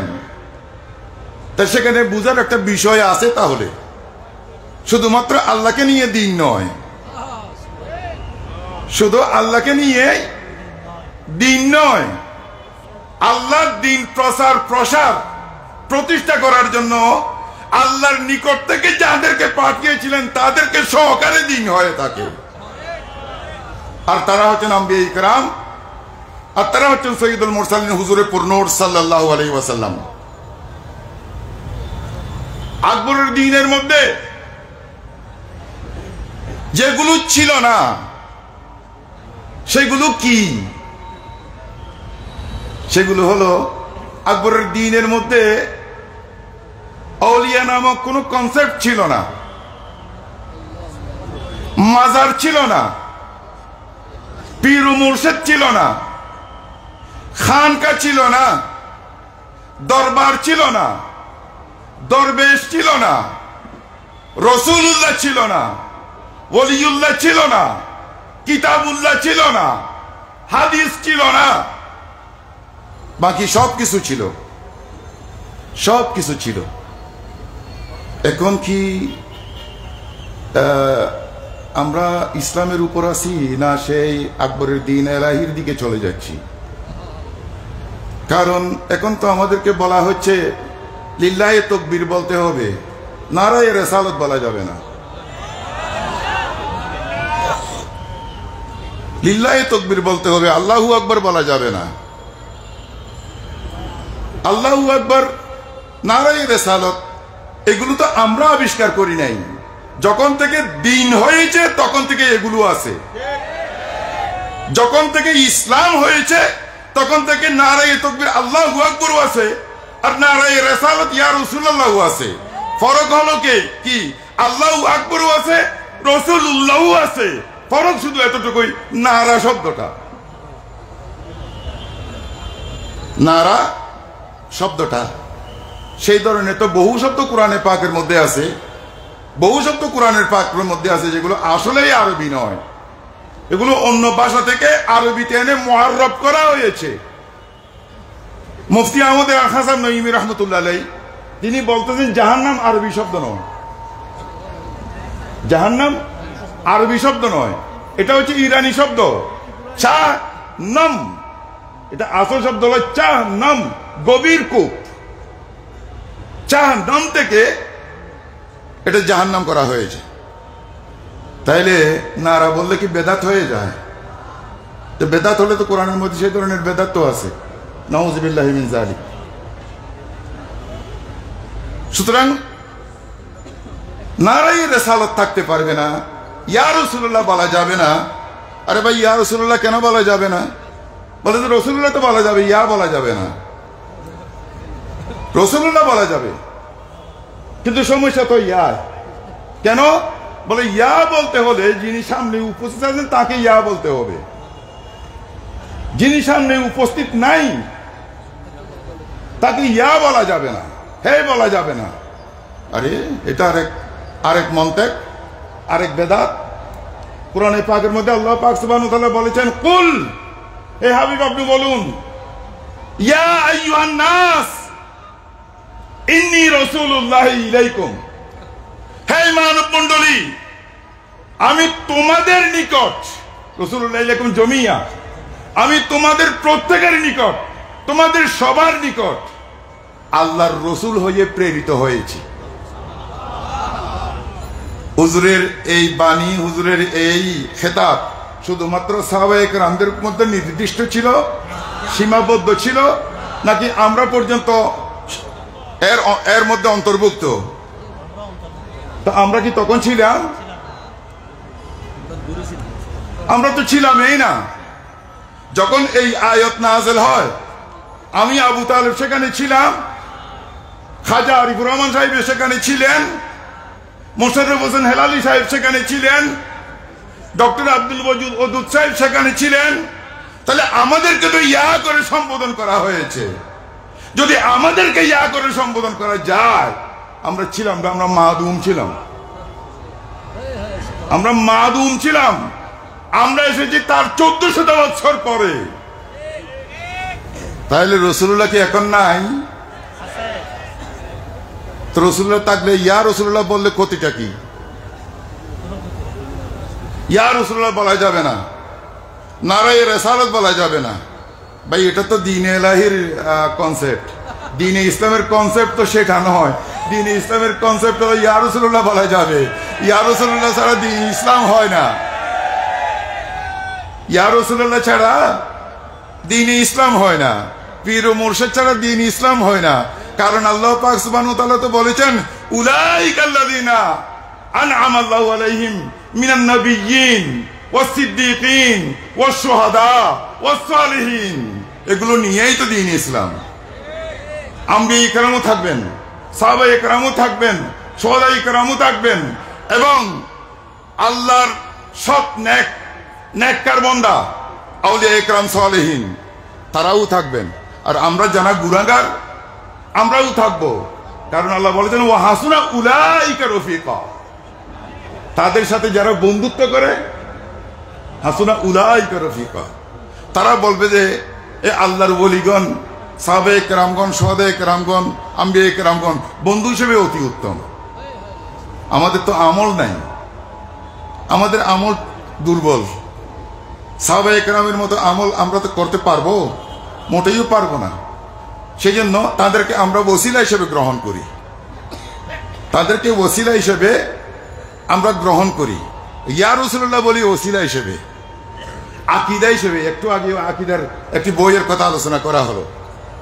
যদি বলা হয় ইয়া রাসূলুল্লাহ বলা যাবে না, বলি থাকবে না, মাজার থাকবে না, খানকা থাকবে না, দরবেশ থাকবে না, পীর ও মুর্শিদ থাকবে না, তাসাউফ থাকবে না, তো থাকবে কি? না থাকার মধ্যে আছে কি? থাকবে কি? বলা হয়েছে আমি ভুল করলে কোনো অসুবিধা নাই। রাসূলুল্লাহ ভুল করলে অসুবিধা আছে? রাসূলুল্লাহ 6টি ভুল করেছেন, বলা হয় নাই?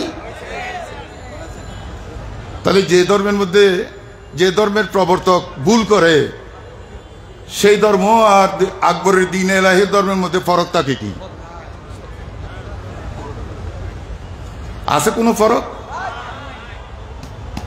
এই ধরনের শুধু একটা দুইটা কথা নয়, এগুলো নকলে কুফর কুফর নবাসত বলতে খুবই আপত্তি লাগে। সেই জন্য বলছি না। যারা এই ধরনের কথাবার্তাগুলো, শয়তান পরাজিত কিসে হয়েছিল? শয়তান কেন আমাদের উপরে এত ক্ষিপ্ত? আমাদের ডক্টর আব্দুল ওদুদ সাহেব আর রহমান আল্লামা কোরআন রাসূলুল্লাহর ইলম নিয়ে আলোচনা করেছেন।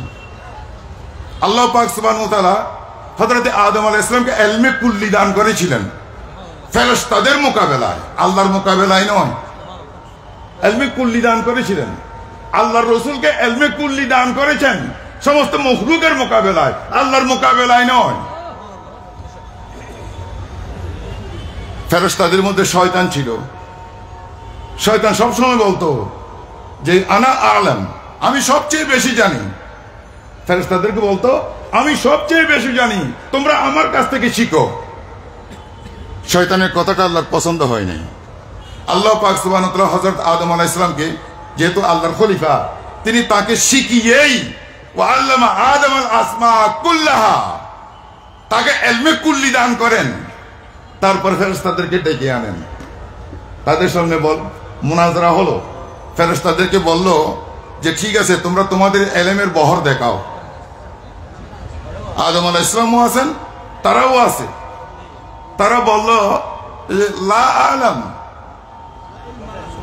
লা ইলমা লানা, আমরা তো জানি না কিছু। তাদের মধ্যে শয়তানও ছিল। শয়তান প্রটেস্ট করে নাই, সেও বলল যে লা ইলমা লানা।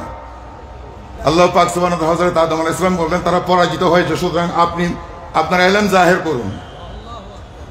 সুম্মা আরাদাহুম আলাল মালায়েকা ফাকালা আম্বিউনি বিআসমাই হাউলাই ইন কুনতুম সাদিকিন, ইন কুনতুম সাদিকিন। যখন তারা পরাজিত হলো, তখন শয়তান সেই পরাজয়টা মেনে নিতে পারলো না, তার মধ্যে ক্ষোভ থেকে গেল। শয়তান বলল যে আমি এর প্রতিশোধ কোনো না কোনো সময় নেব। শয়তান তার এক খলিফা মুরিদকে ঠিক করলেন। খলিফা মুরিদ 1400 বছর পরে এসে তিনি ঘোষণা দিলেন যে রাসূলুল্লাহর এলেমের চেয়ে শয়তানের এলেম অনেক বেশি। আছে না বরাহিনে কাতিয়ার মধ্যে? রাসূলুল্লাহর এলেমের চেয়ে শয়তানের এলেম অনেক বেশি। তারা দ্বীন ইলাহি এখন গঠন করতে চায় সবাই একত্রিত হয়ে, আর দ্বীনে ইসলামের প্রবর্তক, দ্বীনে ইসলামের সমর্থক, দ্বীনে ইসলামের খাদেম আমরা যদি বিক্ষিপ্ত আর বিচ্ছিন্ন থাকি, ইখতিলাফ খারাপ নয়, ইফতিরাক খারাপ। বলা তাফাররাকু ওয়াতাসিমু বিহাবলিল্লাহি জামিআন ওয়া লা তাফাররাকু, ইখতিলাফ করা খারাপ নয়। মত পার্থক্য হতে পারে, কিন্তু পথ পার্থক্য খারাপ। মত পার্থক্যের মধ্যে অসুবিধা নেই। সাহাবায়ে কেরামদের মধ্যেই ছিল ইখতিলাফ, ছিল আইমে ইকরামদের মধ্যেই ছিল, উলামায়ে ইকরামদের মধ্যেই আছে। এটা ইখতিলাফ খারাপ নয়, যদি মত আর পথ যদি একটা থাকে, পথ যদি একটা থাকে, আহলে সুন্নাত ওয়াল জামাতের মধ্যে ইখতিলাফ তো থাকবেই, থাকতে পারে। বিভিন্ন যখন আমরা পীরানে তরিকতের মানুষ, এক একজনের সবক এক এক ধরনের হতে পারে, কিন্তু যদি ইফতিরাক হয়ে যায়, পথ পার্থক্য যদি হয়ে যায়, তাহলে সেটা অসুবিধা, সেটাকে নিষেধ করা হয়েছে। ওয়ালা তাফাররাকু, তাফরাকা নিষেধ। এখন যারা আগে বিচ্ছিন্ন বিচ্ছিন্ন ছিল, তারা যদি এক হয়ে যায়, বাতিলটা যদি এক হয়ে যায়, তা আহলে হকরা কেন বিচ্ছিন্ন থাকবে? দরসুল কোরআন মাহফিল আজকে 22 বছর ধরে সেই কথাটাই আমাদেরকে বোঝাচ্ছে। কিন্তু 22 বছরের একটা যুবক হয়ে গেছে দরসুল কোরআন শিশু থেকে, কিন্তু এখন আর অবহেলা করার, বিচ্ছিন্ন থাকার এবং চুপ থাকার সময় এখন নয়। যখন প্রতিপক্ষ কুস্তি ধরার জন্য যদি মাঠে এসে যায়, তখন আপনি তাওয়াজু ইনকিসারি দেখালে হবে না, আপনাকেও সে ধরনের হযরত আলী রাদিয়াল্লাহু তাআলার মতো আপনাকে বলতে হবে যে আমিও মহাবাহাদুর, আসো সামনের দিকে। তা আমরা সেই মারামারি, কাটাকাটি, খুনাখুনি, সন্ত্রাস, দাঙ্গা হাঙ্গামা সেগুলোর নয়। ডক্টর আব্দুল সাহেব বলেছেন যে দলাইলের বিষয়টা, আমরা দলিলের সাথে আছি, আমরা দলিলের সাথে আছি, আমরা বিচ্ছিন্নতার সাথে নই। দলিলের মাধ্যমে যদি আমাদেরকে ভুল প্রমাণ করতে পারেন তো আপনারটা মেনে নেব, আর দলিলের মাধ্যমে যদি আমরা আপনাদেরকে বুঝাতে পারেন, আপনারা কেন মানবেন না? যদি আপনার অবস্থানে আপনি থাকেন, আমার অবস্থানে আমি থাকি, আর কোরআনকে যদি 1012, হাদিসকে যদি 1012 সামনে নিয়ে আসি, তারপরে তো কোনো ফায়দা হবে না, যার জায়গায় সেই থাকবে। সুতরাং এখন আমাদের বোধোদয় হওয়া উচিত। যারা প্রতিপক্ষ, কাউকে প্রতিপক্ষ আমরা মনে করি না, আমরা বাংলাদেশের সকল মুসলমান এক। আমাদের মধ্যে কিছু কিছু ভুল বুঝাবুঝির সৃষ্টি হয়েছে, তারা বুঝে না বলে রাসূলুল্লাহর শানে বিয়াদবি করতেছে। তো তারাকে যদি আমরা যদি বুঝাই, ইনশাআল্লাহ তারাও বুঝবে। আমরাও তাদেরকে দাওয়াত দিচ্ছি যে আপনারা আসুন, চলুন আমরা সবাই বসে একটা সিদ্ধান্তে যাই যে আল্লাহর ব্যাপারে তো আমাদের কোনো মত পার্থক্য নাই। মত পার্থক্য সৃষ্টি হয়েছে রাসূলুল্লাহর ব্যাপারে। রাসূলুল্লাহর ব্যাপারে মত পার্থক্য যেটা সৃষ্টি হয়েছে সেটা দুর্ভাগ্যজনক। সুতরাং আমরা এক হয়ে সেগুলোকে দূরীভূত করি এবং আমরা সবাই একজন আরেকজনের সাথে আহলুস সুন্নাত ওয়াল জামাতের অনুসারী হয়ে মুসলমান হিসেবে যাতে মৃত্যুবরণ করতে পারি, সেই সুযোগটা যেন আমরা পাই। আল্লাহ আমাদেরকে তৌফিক দান করুন। আসসালামু আলাইকুম ওয়া রাহমাতুল্লাহি ওয়া বারাকাতুহু। মারহাবা। অত্যন্ত তাত্ত্বিক আলোচনা করেছেন হযরতুল আল্লামা কারি মোহাম্মদ আবু তালেব মোহাম্মদ আলাউদ্দিন সাহেব। ইতিমধ্যে আমাদের মাঝে তশরিফ এনেছেন আল্লামিন বারিয়া দরবার শরীফের সম্মানিত সাজ্জাদানশী সাহেবজাদা মাওলানা মুফতি সৈয়দ সাইফুল ইসলাম বারী, আহলে সুন্নাত ওয়াল জামাত বাংলাদেশ কুমিল্লা জেলার সম্মানিত সভাপতি মীর মোহাম্মদ আবু বকর, ইসাপুর দরবার শরীফের শাহজাদা এরশাদুল্লাহ ফরমান ইসাপুরি আহলে সুন্নাত ওয়াল জামাত বাংলাদেশ বন্দর থানা শাখার সম্মানিত সভাপতি হযরতুল আল্লামা ইদ্রিস আল কাদরি মাদ্দাজিল্লাহুল আলী। সম্মানিত শুনি, এই পর্যায়ে আপনাদের সামনে সংক্ষিপ্ত আকারে বক্তব্য রাখবার জন্য আহ্বান করছি আল আমিন বারিয়া দরবার শরীফের সম্মানিত শাহজাদা হযরত মাওলানা মুফতি সৈয়দ সাইফুল ইসলাম বারী, হযরত মাওলানা মুফতি সৈয়দ সাইফুল ইসলাম বারী কি ওনার মূল্যবান বক্তব্য রাখবার জন্য আহ্বান করছি।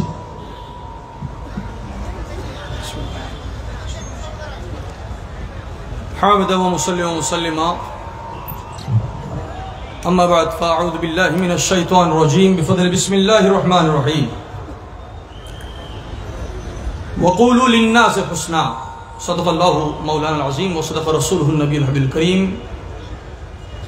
অধ্যক্ষ আয়োজিত আজকের এই 22তম পবিত্র দর্শক কোরআন মাহফিলের সম্মানিত সদরে মুকাররম মেহমানে আলা অসংখ্য উলামায়ে আহলে সুন্নাত এবং উপস্থিত আশিকানে খুদাবন্দি মুহিব্বান রহমাতুল্লিল আলামিন, আসসালামু আলাইকুম ওয়া রাহমাতুল্লাহি ওয়া বারাকাতুহু। চমৎকার আলোচনা আমরা শুনলাম।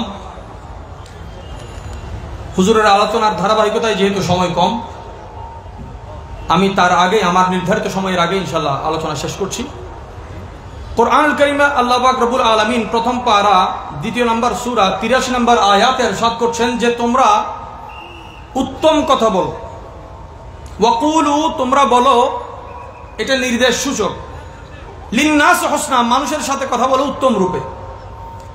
ইমাম ফখরুদ্দিন রাজি রহমতুল্লাহ আলাই কোরআনুল কারীমের 92 নম্বর সূরা লাইলের তাফসীরে যখন হুসনা শব্দের তাফসীর করেছেন, আমাদের মাযহাবের যিনি ইমামে আজমের রহমতুল্লাহ আলাই ওনারও ব্যাখ্যা আছে এবং আকীদার ক্ষেত্রে আমরা যারা ইমাম আবুল মনসুর মাতুরিদি রহমতুল্লাহ আলাইকে অনুসরণ করার চেষ্টা করি, তিনিও বলেছেন যে পৃথিবীর সর্বোত্তম কথা হচ্ছে লা ইলাহা ইল্লাল্লাহ এবং মুহাম্মদুর রাসূলুল্লাহ সাল্লাল্লাহু আলাইহি ওয়া সাল্লাম। আল্লাহ পাকের তৌহিদ এবং প্যারা নবীজির রিসালাতের চাইতে উত্তম কথা পৃথিবীতে হতে পারে না। কোরআনুল কারীমের আল্লাহ পাক রব্বুল আলামিন 85 নম্বর সূরার একদম শেষ 2 আয়াত 21 এবং 22তম আয়াতে আল্লাহ তাআলা বলছেন বাল হুয়া কুরআন মাজিদ।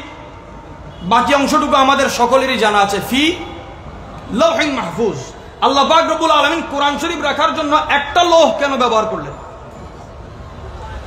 কিতাব একটা, এই কিতাব থাকবে এক লৌহে, এক তখতে, এবং এই কিতাবের প্রকৃত ওয়ারিস যারা হবে তারাও একতার সাথে একই তখতের মধ্যে থাকবে। আজকে আমরা একটা মঞ্চ পেয়েছি, আল্লাহ পাক রব্বুল আলামিন এই মঞ্চ যাতে আমাদের আবার বিচ্ছিন্নতার পথে না হাঁটে। আমাদের একতার কথা আগে আর পরে সবাই বলেছেন, আমি তার সাথে একটা কথা যুক্ত করি। আমাদের এখন শিখা উচিত যে we have to learn the etiquette of disagreement। আমরা মতপার্থক্যের ইখতিলাফের যে আদাবগুলো আছে, ইমামে আজমের ছাত্র ইমাম আবু ইউসুফ, যার ইলমের উপর তামাম কিয়ামত পর্যন্ত হানাফি মুস্তাহিদ ওলামা সব মাশায়েখে কেরাম কোরবান, ওনাকে জিজ্ঞাসা করা হলো আপনি ইমামে আজমের সোহবত থেকে ইলম হাসিল করেছেন, আবার অনেক মাসালায় দেখা যায় ইমামে আজমের সাথে আপনি ইখতিলাফ করেছেন। বলে আমি ওনার সাথে ইখতিলাফ করি নাই। বলে ইখতিলাফ না করলে এই মাসালায় আপনার এক অভিমত, ওনার এক অভিমত, দুই ধরনের কেন? বলে ইমামে আজমকে আল্লাহ যেই নজর দিয়েছেন আমি আবু ইউসুফের নজর সেই পর্যন্ত পৌঁছাই না। এটা আমাদের ওস্তাদ শাগদিদের ইখতিলাফ নয়, বরং নজরের ইখতিলাফ। আদাবে ইখতিলাফটা কিভাবে এক্সপ্রেস করব, আমরা ইখতিলাফকে কিভাবে বরণ করব, আমরা তা বলছি না যে ওয়াতাসিমু বিহাবলিল্লাহি জামিয়া, একত্রিত হওয়ার অর্থ ইসলাম এবং শিরিক একত্রিত হওয়া নয়। একত্রিত হওয়ার অর্থ ঈমান এবং কুফর একত্রিত হওয়ার নয়।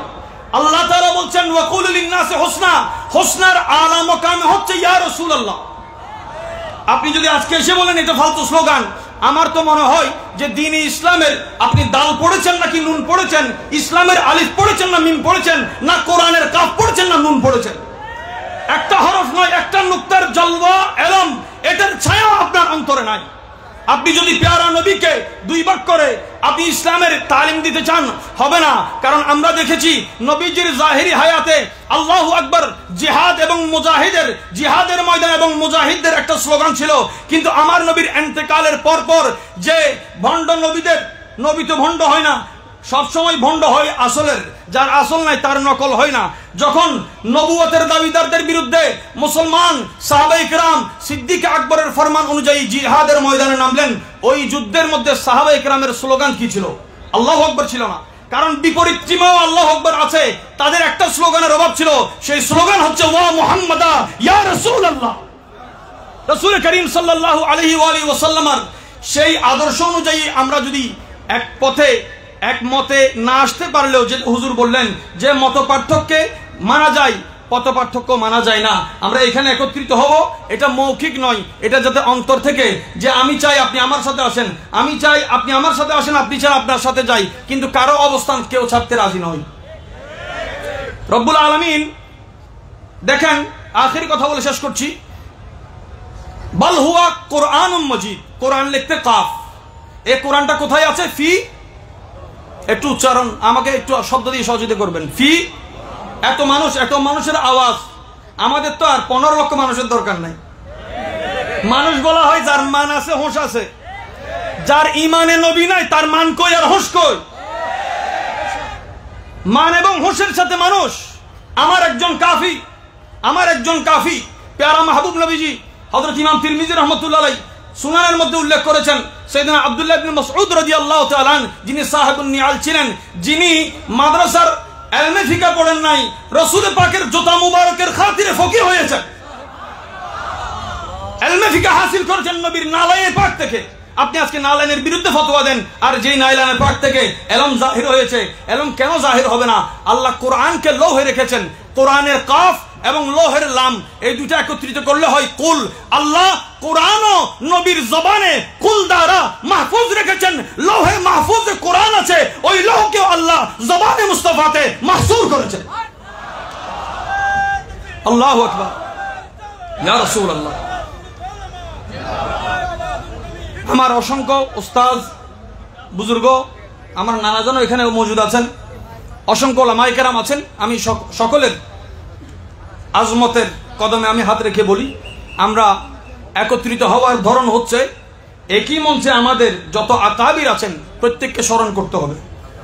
আখেরি কথা বলে শেষ করছি, আমাদের চট্টগ্রামের অসংখ্য মানুষ আছে এখনো যারা চট্টগ্রামের নামি দামি সমস্ত মাদ্রাসায় লেখাপড়া করে, কিন্তু ইমাম আহলে সুন্নাতের দরবার ছিল না।